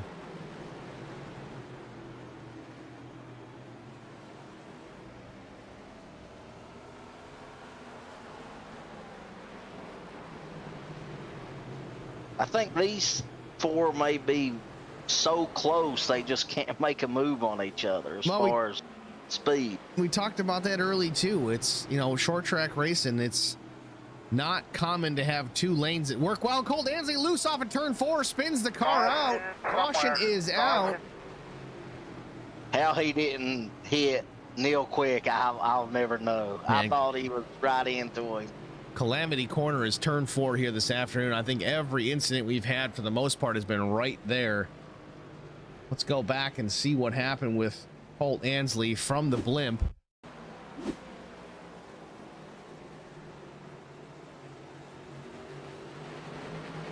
Just back to the throttle a hair early, and again that overcorrection to try and not hit the 2 of Neil Quick is what sends him into the inside wall. But that was pressure. That was Neil Quick putting the pressure on the 86 machine. Neil drove it in real deep. So did Colt. Colt trying to get back to the throttle just a hair early. Unfortunately, that is the result. Speed drivers, lead lap cars hitting the pit lane. Possibly the last stop of the day. 4 tires and fuel, looks like, for the 46 of David Bradford.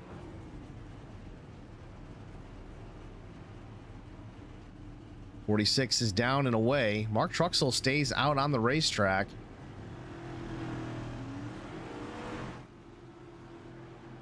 Mark Truxell is going to inherit the lead here with about 56, 57 laps to go.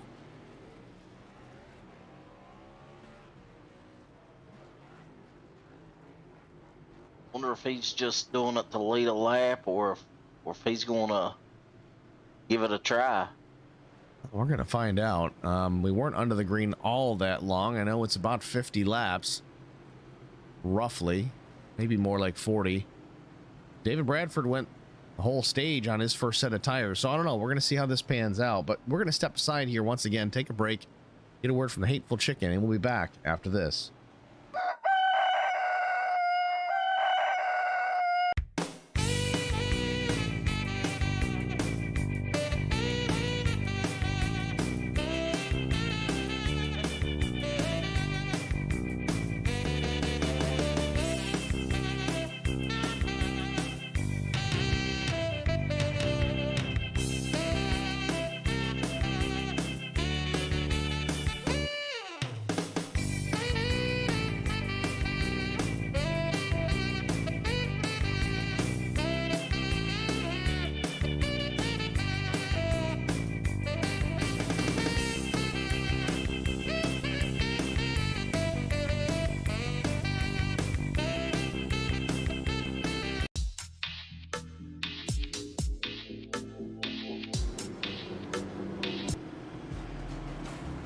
Welcome back to Martinsville, Virginia, the Virginia 250, the Superior Class Auto Racing NASCAR Cup Series. We're in Stage 3 of tonight's race, under caution for an incident involving the 86 of Colt Ansley off of turn number 4. Once again, turn 4 seems to be the place to sit if you like watching wrecks, because that's where they've all been mostly this afternoon.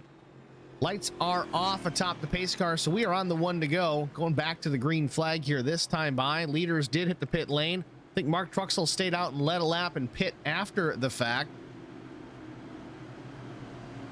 So top 2, David Bradford, Justin Napier, and then we've got Neil Quick back in the mix. Good jump for the 46 out in front. Green flag waves are back underway here at Martinsville with 53 laps to go. You know, Neil Quick really hasn't showed any strength up front, but all throughout this season, he's been good towards the end, and you know he's higher than he's been the whole race. So we'll see if he can maybe do something with David.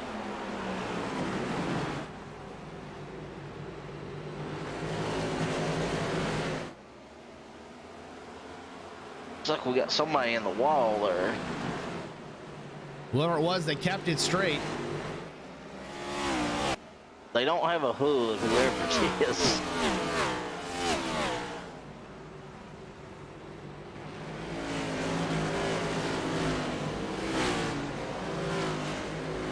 The rear of the field, Vincent Short is back there with no hood. Not sure if that was possibly him.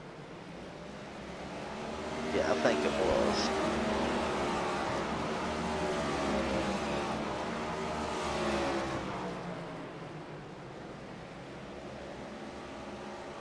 David Bradford not wasting any time, already almost a full second out in front of the 54 Justin Napier. He's got that thing set to kill. He needs to get out of that race car and, well, get some soup and get to bed.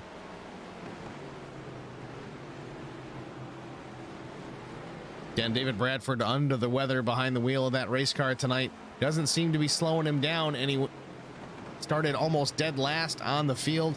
Here he is leading stage one. Really on a last lap, almost last lap pass over Bobby Hamilton Jr. Bobby got crossed up, also off turn number 4, coming to the white. David Bradford took over the lead there, led the white flag lap all the way to the green and white checkers to win stage number 1. Dominated stage number 2, won that as well, and here he is, stage number 3, lap 204 goes on the board, still out front. Good advantage over the 54 of Justin Napier.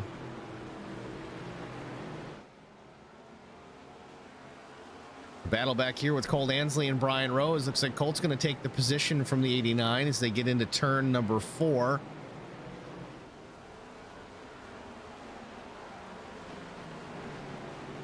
Still 7 cars on the lead lap. David Bradford, Justin Napier, Neil Quick, Colt Ansley, Brian Rose, Mark Truxell, Jesse Bobo. Let's give a call to Jesse Bobo. Jesse's actually had a pretty good playoffs. Not a big noisemaker in the regular season, hasn't won any races, and just kind of a quiet driver, very similar to Mark Truxell. We don't see him causing a whole lot of issues by any means, but he's just run his races. He's kept things smooth, kept it consistent. Here he runs in the 7th spot. Having a pretty good run so far.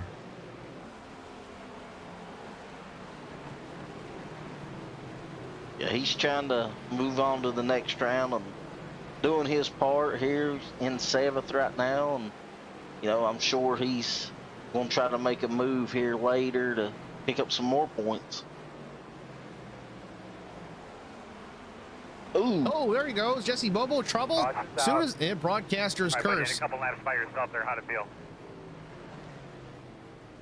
Jesse Bobo loses it off turn number 4 just as the camera pans away. Let's get a look at it here. The Hateful Chicken instant replay, Eddie Rose.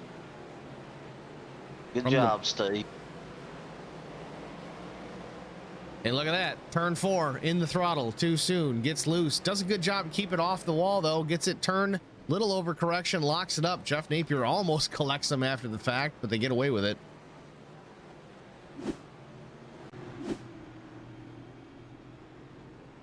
You cursed him. Well, the good news is he was the last car on the lead lap, so he's not going to lose any spots here. Doesn't lose a lap, I don't believe. Nope. He's good. Starter going to town on that caution flag. Is anybody going to pit here? Well, that's what I was wondering. I think they get the opportunity this time by to hit the pit lane.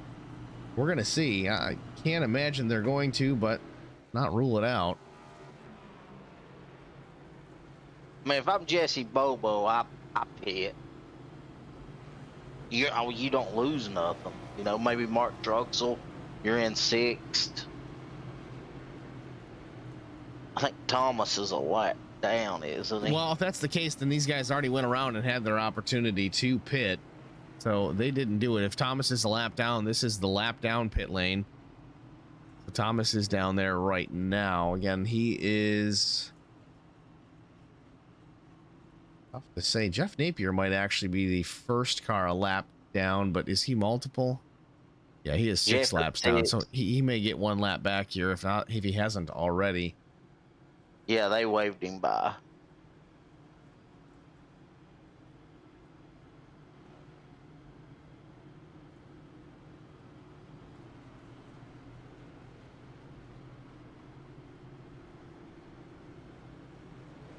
Neil Quick's looked fast, but he hasn't been able to get by Justin Napier. I think he needs to try to get a little bit better restart right here where maybe he can get the nose under Justin Napier and take that second place. Well, see, that's the thing. Justin's going to start to the outside of David Bradford here. And Neil's going to start in that low lane, so that's advantage number 2. Neil Quick, now they're on equal footing. It looks like they both pit at lap 193. Both took 4 tires. So equal footing for the 54 and the 2, albeit I think Justin has a little bit less damage on his machine than Neil Quick does.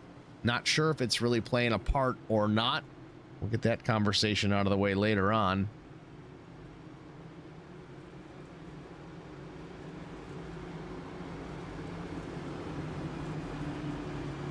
Brian Rose still hanging in there, missing the nose on that machine, but still running top 5. I know Brian normally does good on restrictor plates, so I'm sure he's very excited to be going to Talladega next week. Absolutely. Eddie Rose, looks like they may be shifting, a friend was saying. Yeah, some guys probably are, Eddie, but not all of them. I know David is not. I don't think Brian Rose was. It's kind of preference. It kind of go either way. But here we go. Pace car is down. We're going to go back to green here. 2:14 is the lap count when we hit the line. David Bradford in the gas. Bad restart for the 2 of Neil Quick. Wasn't able to do anything with the 54 there. Now he's got trouble with Colt Ansley to his outside, trying to take that spot away. Neil might clear him. He does off of turn number 2. Neil Quick stays in the 3rd spot. Brian Rose, Mark Truxell there. Mark had a good run in through 3 and 4. Had to check it up just a bit, though. He's going to lose some ground off the corner.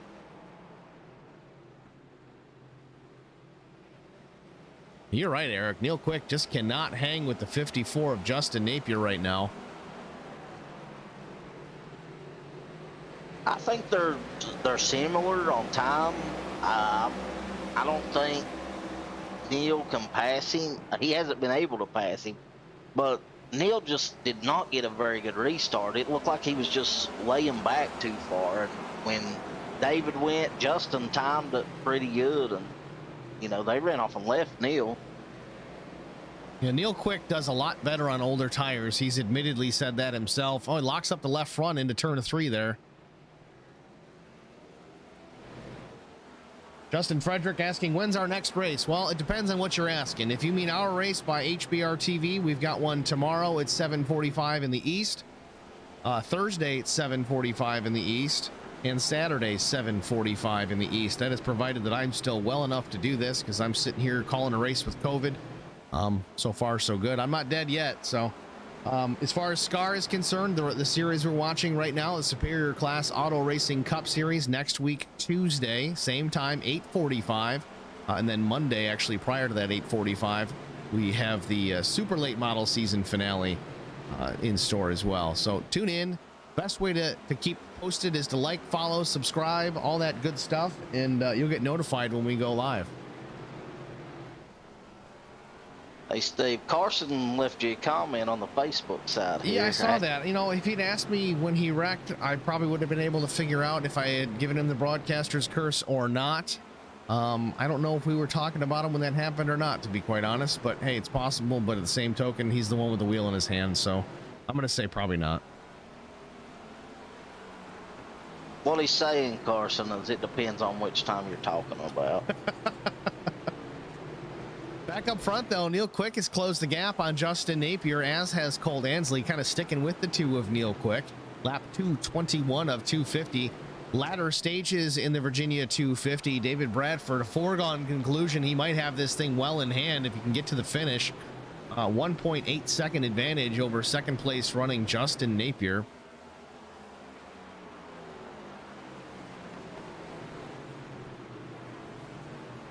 And another comment in the Facebook stream chat, what do these guys' I rating look like? Well, it's kind of a moot point because a lot of these guys don't run officials anymore.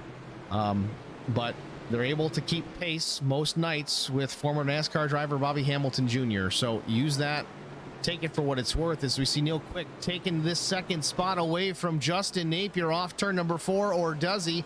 Justin battles back on the high side, while Colt Ansley's looking to take advantage as well. Justin's going to need to fight hard to keep from losing 2 spots here. Second to third he is right now. He's got to stop the 86 from getting that spot down low. Justin keeps the high side on entry. He's going to keep the momentum off the corner. Another wiggle by Neil Quick, crosses it up in front of Justin Napier. Justin crosses over into turn number 1. Going to fight back for that second position with 26 laps to go. The Hateful Chicken, not to be denied, wants that second spot at least. He can't chase down Bradford. He wants to at least get that runner-up spot.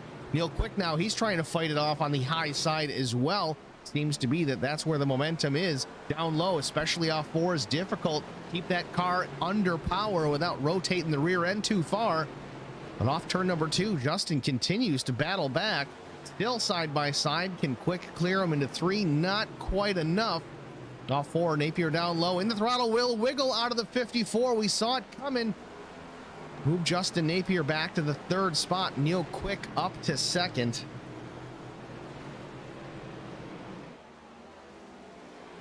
Good battle there for the 2nd spot for a couple of laps. They got away with it. No caution. Oh, Neil Quick will wiggle again. Justin takes advantage another time. Turn 4 is hell for these guys this evening. Justin Napier, the Hateful Chicken, back to the 2nd spot. Neil Quick goes from 2nd to 4th. Colt Ansley's going to steal that spot away as well.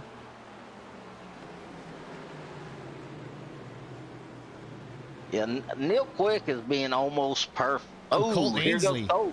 Every time it's turn 4, and it's no one's immune to it. We've seen almost everybody have problems off corner 4 here this afternoon.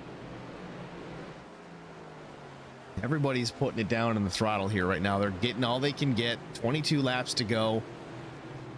Everybody wants that spot that's in front of them. See Colt Ansley now trying to take this spot back away from Brian Rose after Colt had his issue off of 4.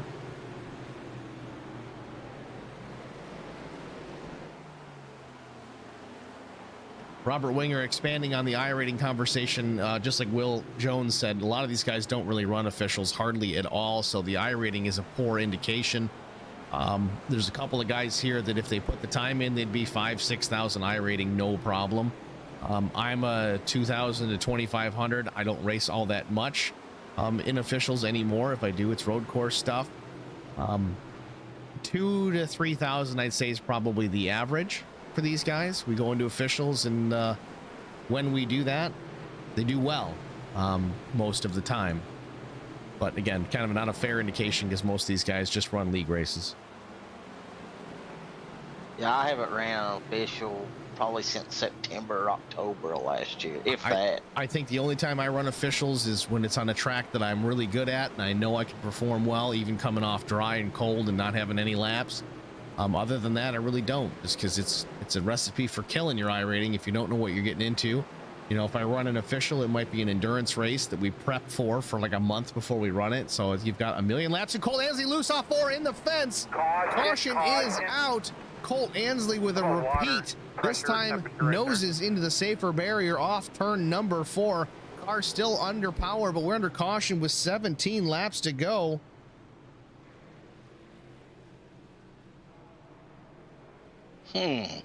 Well, this changes things. Now you got to figure out, you see, this is what I'm concerned with. If David Bradford pits, the rest of these guys stay out. Same is true if he doesn't pit, everybody pits, because there's only 7 cars on the lead lap. I think I pit if... Yeah, he's going to pit. No, they're all going to pit. Oh, I expected Justin to pull off. I really did. With 16 to go, man, I would have stayed out. We saw Cody Harger lose one that way where he stayed out, everybody pit. So I think the move is to pit, but a lot of guys aren't. There's only 4 on pit lane. David Bradford, Brian Rose, Neil Quick, Jesse Bobo. No, Brian Rose is not in the pits. No, he stayed out.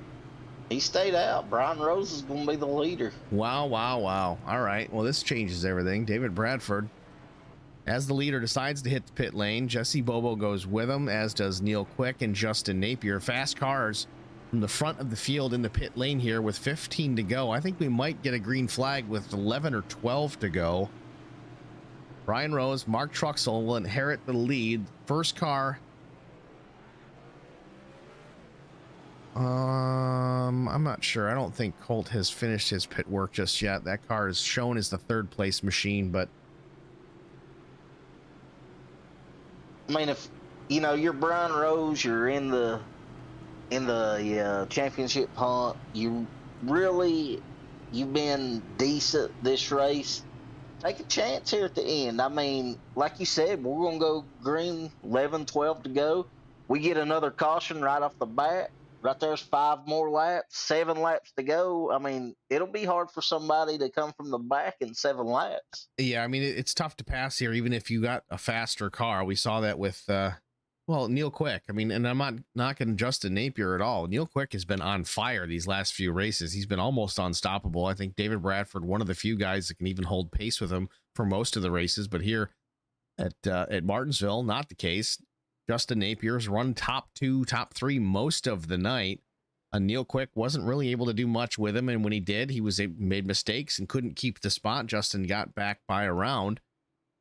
It's a tough place to pass, and it's a tough place to defend, and we've seen that all night long. So I don't know. It's gonna be interesting. David Bradford, though, looks like he's the first car back on the track with fresh tires, so he's gonna restart in row 2. Yeah, that's not what Brian Rose wanted to see. No. The 46 on fresh tires right behind him. But again, we talked about this early on in the race. David Bradford comes in as the point leader. Okay. Speaking of the points, he had a 22-point advantage over Brian Rose. That's his closest competition. But does David really risk it right here? Because I think, no, he's not locked in just yet. He wanted that win last week. So maybe he does chance it. Maybe he does go for a win. He's got to pass his teammate to do it for certain, but Mark Truxell on the outside there, he's been strong most of the evening as well. Brian needs Mark to get a good start and make Bradford have to work on Mark. All pace cars down, going back to green here with 11 laps to go. Good jump by the 89. Gets to kind of choose his lane on that restart. Greater restart. Oh, and the 46 gets clipped by the 54. Gets into the 5 of Mark Truxell. Not what the 46 wanted to see. The 54 are very aggressive on that restart. Let's go back and take a look at it. This could be playing into Brian's hand right here. Hateful Chicken instant replay. Going to the restart here. Watch the 54 on the high side, the black and red machine.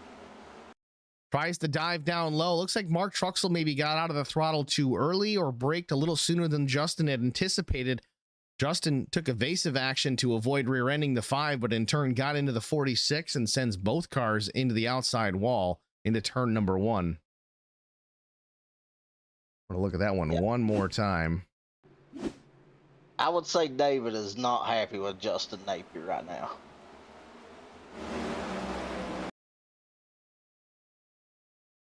Yeah, it almost, I don't know what Justin was doing there. I mean, even if he was trying to avoid getting into the 5, you're better off hitting the brake. He didn't really have an opening to get 3 wide there. It was too tight. And it's a reactionary decision. You don't have 10 minutes to think about it. You just got to do it, but it is what it is.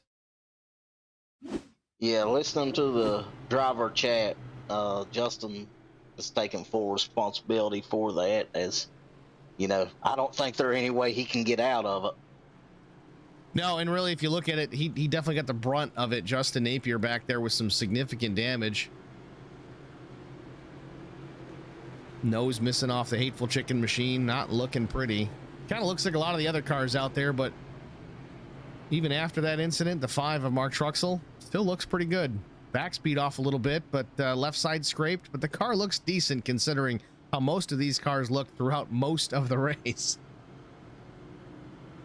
I mean, look at our leader. He don't have a front bumper, and you know is he gonna win? We don't know. We'll find out. But I mean, he's in good position here. On this restart, he needs Neil to pull out in front of David, and and try to hold David up, which Neil's quick too, so the 89's going to have his hands full.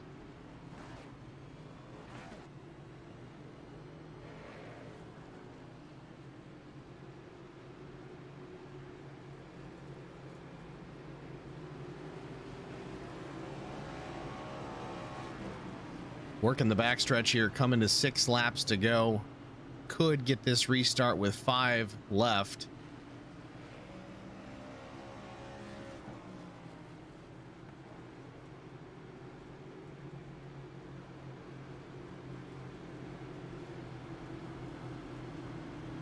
Old Robert wanting to bet $100 iRacing cash that Bradford comes back and wins. Not confident enough to take that bet, Robert. I don't have the money. I don't have the money to take that bet. That 46 is not in the one of the favorites to win every night. The thing is with David is he is very clean. We're gonna find out how he runs this restart here. Coming to 5 laps to go. Pace car is down.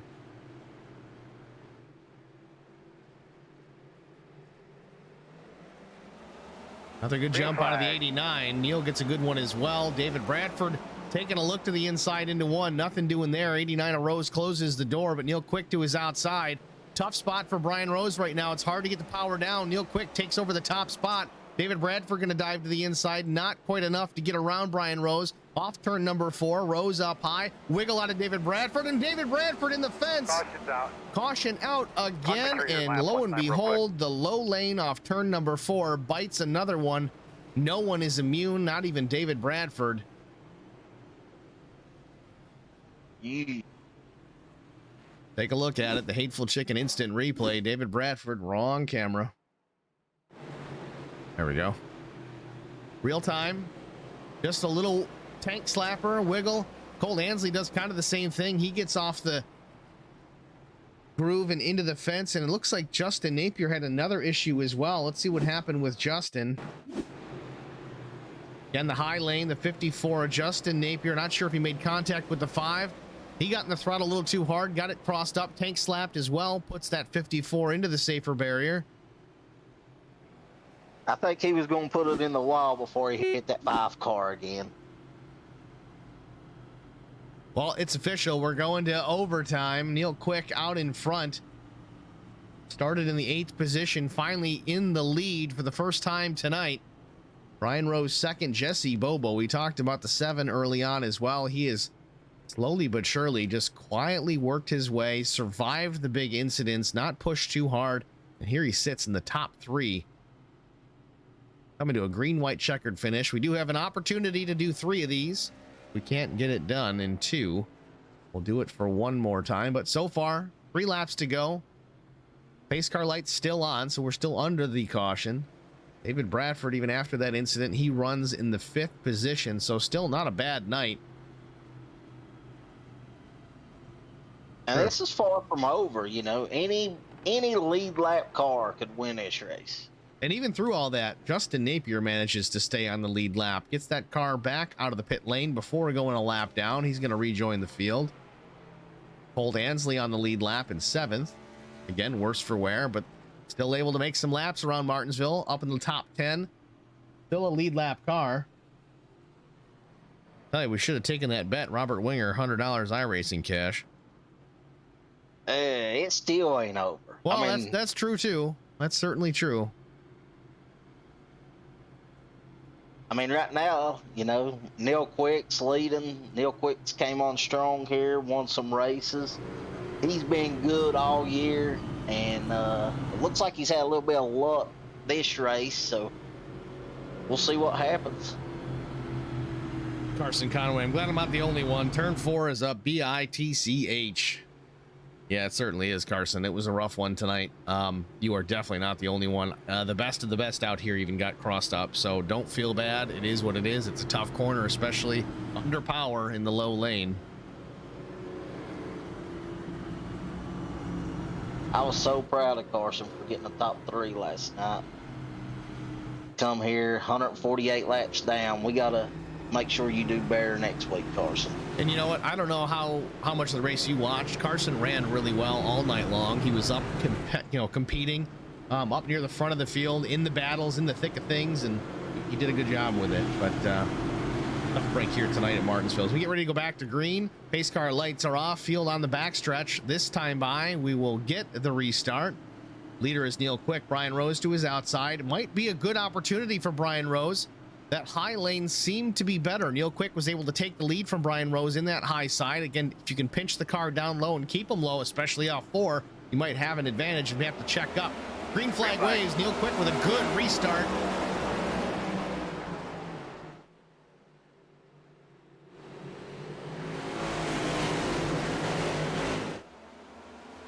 Neil Quick leads him into turn number 3. Brian Rose half a car length back, drives it in deep, maybe some contact, maybe a bump and run coming. Brian Rose doesn't have much of a bumper. White flag waves. This is the final lap from Martinsville, Virginia. Neil Quick out front off of turn number 2 for the final time. Brian Rose is in second.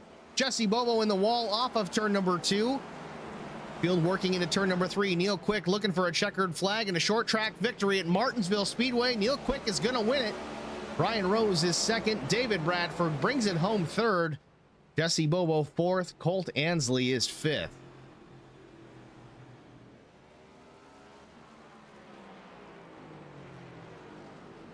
Neil Quick did it again. He's been good all year, but I think he had a little bit of luck on this one. Well, I will say that he made the pass for the lead under green.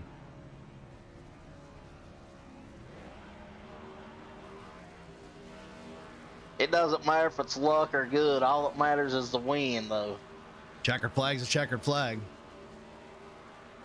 I thought Brian Rose may lay a little bumper to him, but he didn't do it. I'd be willing to bet if Brian could have got close enough, he'd have done it.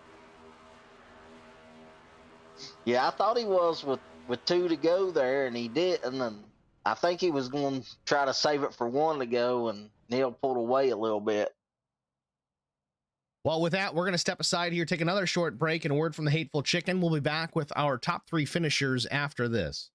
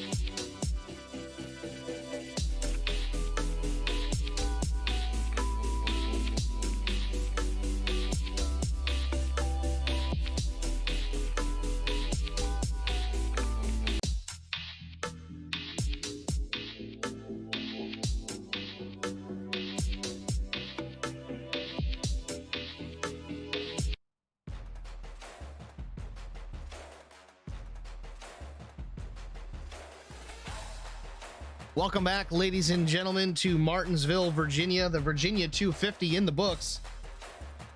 Neil Quick is victorious. We're going to go down to him in just a minute.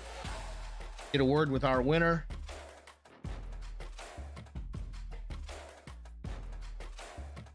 Crazy finish here, Eric. Didn't really expect things to go the way that they did, but either way, a good finish. I think everybody who was watching this race was expecting David Bradford to win. That's why you gotta stay to the end of these races. You never know what's going to happen. Well, I think we've got Neil Quick. We're going to go to him right now and get a word with our winner. Neil, it's Steve and Eric in the HBR TV booth. You got a copy? Yeah, guys, how you doing? That was an interesting race, my friend. I don't think you took the top spot until about 3 laps to go, and you brought it home from the back of the pack almost with a victory, man. Tell us about your night. How did you pull it off? What was your strategy? Let's hear it. Well, the strategy was just to cruise and kind of just keep a clean car for as long as I could. But to be honest, early on, the incident with Vince going in 3 and 4 kind of ruined that idea. But was able to regroup, and I think I just got caught up in everything out there and just kept preparing the car the best I could to try to get a charge back up there. And to be honest, and pardon me for saying this, I was driving my ass off to get it back up there. Well, we watched you battle with Justin Napier there for a while. It seemed like you could close the gap in pretty quick on the 54, but once you got there, weren't able to do much with him. We saw early on in the race, the low lane seemed to be preferred, but turn 4 became calamity corner there. If you were on the low side trying to put the power down, it seemed to be very difficult to do that without getting the car really, really loose. Is that something you experienced quite a bit? Yeah, I had it happen to me twice. I had to lock it down.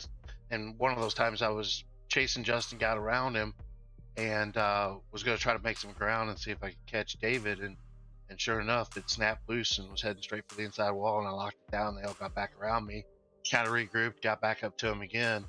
But it did it twice. I mean, it was the only thing consistent about this car is its inconsistency. Right. I mean, it feels really good, and it kind of lulls you into the idea of being able to get the pedal early and drive up off the corner, but it'll bite you real quick. And I know myself, and I think a couple other guys experienced that tonight. So good fun race, just crazy. It didn't go anywhere the way that I was planning on it going. So, well, you end up with a checkered flag, so plans be damned. Well done, sir. Before we let you get out of here, Neil, is there anybody that you need to thank? Yeah, absolutely. The sponsor for the series, the Hateful Chicken, you guys doing the broadcast, of course, my family allowed me time to do this on Tuesdays and Thursdays. Of course, Spartan Transportation, Brian over there, Chris at 5-Star Graphics, R&R Racewear. I hope I'm not forgetting anybody, but appreciate everybody that allows me to do this and having fun with all you guys. All the racers I race with too. Great group of guys in this series. Have a really good time. Well, Neil Quick, your winner here, locked into the next round of the playoffs last week. Just brings home a checkered flag tonight to prevent someone else from locking themselves in. Nicely done, sir, and congratulations. Good luck going on in the playoffs. Thanks, guys. Just racing for trophies. I keep forgetting about that. You're locking. See, this is the thing. Okay, Neil Quick came onto the season mid-season, wasn't able to get into the playoffs, understandably so. And here he is kicking butt in the playoffs, just racing for wins. I'm thinking he's locked in. All he's doing is keeping these guys, making them race points to try and get into the next round. So stop doing that. No, it's quite a streak, and it's just a little bit of luck going with it. So I mean, Homestead last week and Texas the week before. That's 3 in a row. It's great racing with David and them guys, and unfortunately he had a little bit of bad luck tonight. He really did have the race in hand, and I know he's battling a little bit of not feeling good, but feel bad for him there at the end. Get caught one of those mistakes.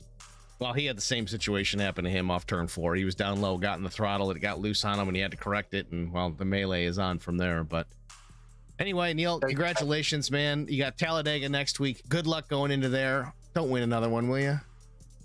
All right, man. Thank you, guys. That was Neil Quick, your winner from Martinsville Speedway. Next, we're going to go to runner-up Brian Rose. Eric, you got Brian in the broadcast booth? You got us, Brian? Yeah, 10-4. What's up, guys?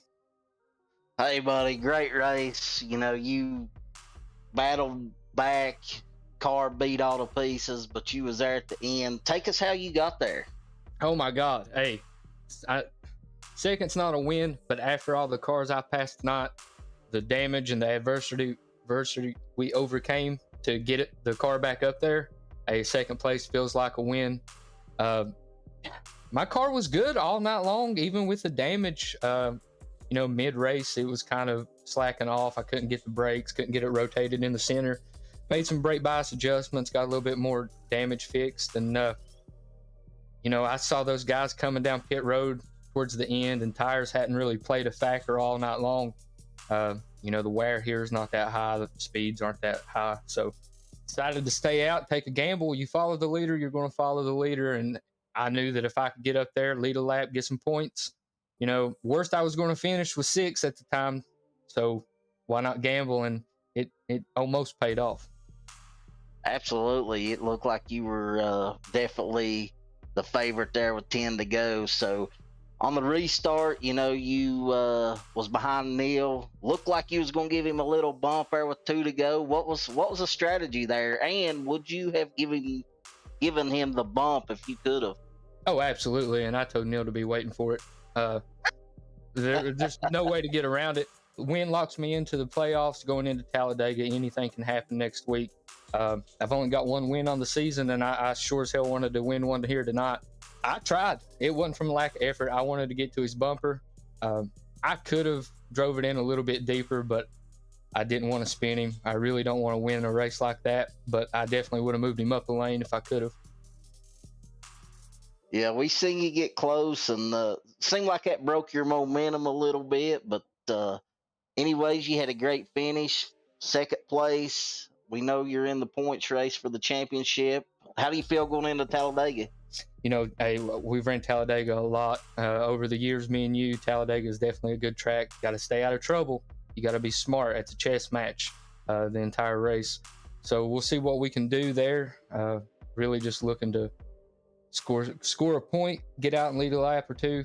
Try to be there at the end. This Trap Bar Media Chevy, man, it's awesome. Thank you, the Hateful Chicken, for putting this on. Popple, Eric Dotson State Farm, Castle Packs Power Products, Country Designs, everybody who helps us out. 2 Blessings Thrift Shop. Man, it's a fun race. It wasn't too fun there in the middle, but we was able to work our way back up. Yeah, definitely. You definitely came in there at the end and had a shot to win it. And good luck next week, and bring home one for HBR. All right, guys. I appreciate you all. Thank you. It was Brian Rose, your runner-up here at the Virginia 250 from Martinsville, Virginia. Unfortunately, not able to get a word from 3rd place finishing David Bradford, as we mentioned early. Very much under the weather in that race car. Was just dumb luck he could drive it to the finish. Quickly exited the session post-race. Thought he had a win on his hands here tonight. Unfortunately, trouble off turn 4, as so many had. Puts that machine into the fence. Still battles back for a 3rd place finish. He looks strong there at the end, but unfortunately for the 46, not able to bring home a win, not able to lock himself into the playoff round number 3.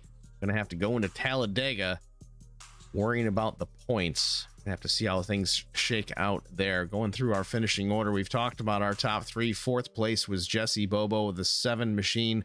Jesse Bobo Racing, another solid finish out of Jesse. We've seen this happen so often the last 5-6 races. Just bringing home safe and solid finishes to clean things up. Here he is with another top 5, making it look easy. It's not easy. Jesse's not a super aggressive driver out there. I don't know why we're getting a replay, but Jesse Bobo brings it home 4. So good run for the driver, the number 7. Colt Ansley finishes in the 5th position. Again, trouble for Colt. Multiple issues off turn 4. Got into the safer barrier a couple of times. Again, not picking on him. Seems like just about everyone out there did it at least once. Mark Truxell included, finishes 6th. Justin Napier finishes 7th. Jeff Napier stayed with it. Had some troubles early on. Still finished 3 laps down, but in the 8th position. First car lap down. Thomas McMullen was 9th. Vincent Short looked so strong relatively early on. Got caught up in a melee where he was upside down. Had some required repairs that he had to make. Finishes 10th. Will Hewitt was 11th. Cody Harger, again, another tough night for the driver, the number 66 machine. Finishes 12th, 87 laps down. I think he just got to a point within the race that, you know what? This thing is just done. It's not going to work for me. I'm going to call it a night. finishes 12th. Carson Conway finishes 13th. Again, big time struggles for the 72 tonight. Caught up in an accident or two. Damage unrepairable. 154 laps down. Bobby Hamilton Jr. looked so strong early on, was leading laps, was looking like he was going to win the stage. Coming to the white flag, gets crossed up. Guess where? Turn 4. Loses the car, loses the lead. David Bradford goes on by to take the stage win. Then later on, Bobby involved in another wreck. Car was beyond repair. Finishes 14th, 169 laps down. Similar situation for the 71. A tough night for some of these guys. These are our heavy hitters back here, finishing in back of the pack. Alan DeFries, the number 71, finishes 180 laps down. So a tough night for the driver, that number 71 machine, Alan DeFries. Overall, good race, Eric. I mean, that's kind of how I see it. We had some long stretches of green flag, which is a feat in itself at a place like Martinsville. You add in the next gen cup car, it's even more difficult. What was your take on the race? I loved it. I mean, this is the kind of race I like when, you know, somebody may dominate the whole race, but the outcome's always different. I mean, if you went early on, it looked like Bobby Jr. was going to just be so dominant. You know, he got involved in a wreck. Then David looked like the car to beat. Same thing happened to David. You know, Neil Quick probably led 3-4 laps the whole race, and he's our winner. And I thought it was a great race and a good race to call. Well, Eric, I got to say, with my ailment tonight, certainly do appreciate your help, as I always do, and certainly appreciate the help going forward this week. Kind of helping me get this thing done. These guys, they pay the money to get these broadcasts out there. We want to make sure that they get their money's worth, and I'm about 50% right now. So you definitely coming in the clutch and carrying the team. I certainly appreciate that. We move on tomorrow for the TRS Tour Modified Series at 7:45 East on HBR TV. If you want to chime in for that, we're at Iowa Speedway for the Modifieds. It should be a good show. It always is. So with that, that's it from Martinsville, Virginia. The Virginia 250 in the books. Neil Quick, once again, 2 in a row, wins this race. For Eric Dotson, I'm Steve Singer with HBR TV. Please be sure to follow, like, and subscribe. Facebook.com/HollerBoysRacingTV. Also YouTube at HollerBoysRacingTV. Thank you, everyone, for watching in both stream chats. They were busy tonight, Facebook and YouTube. We'll see you at the next one, everybody. Thanks for joining us. Have a good night.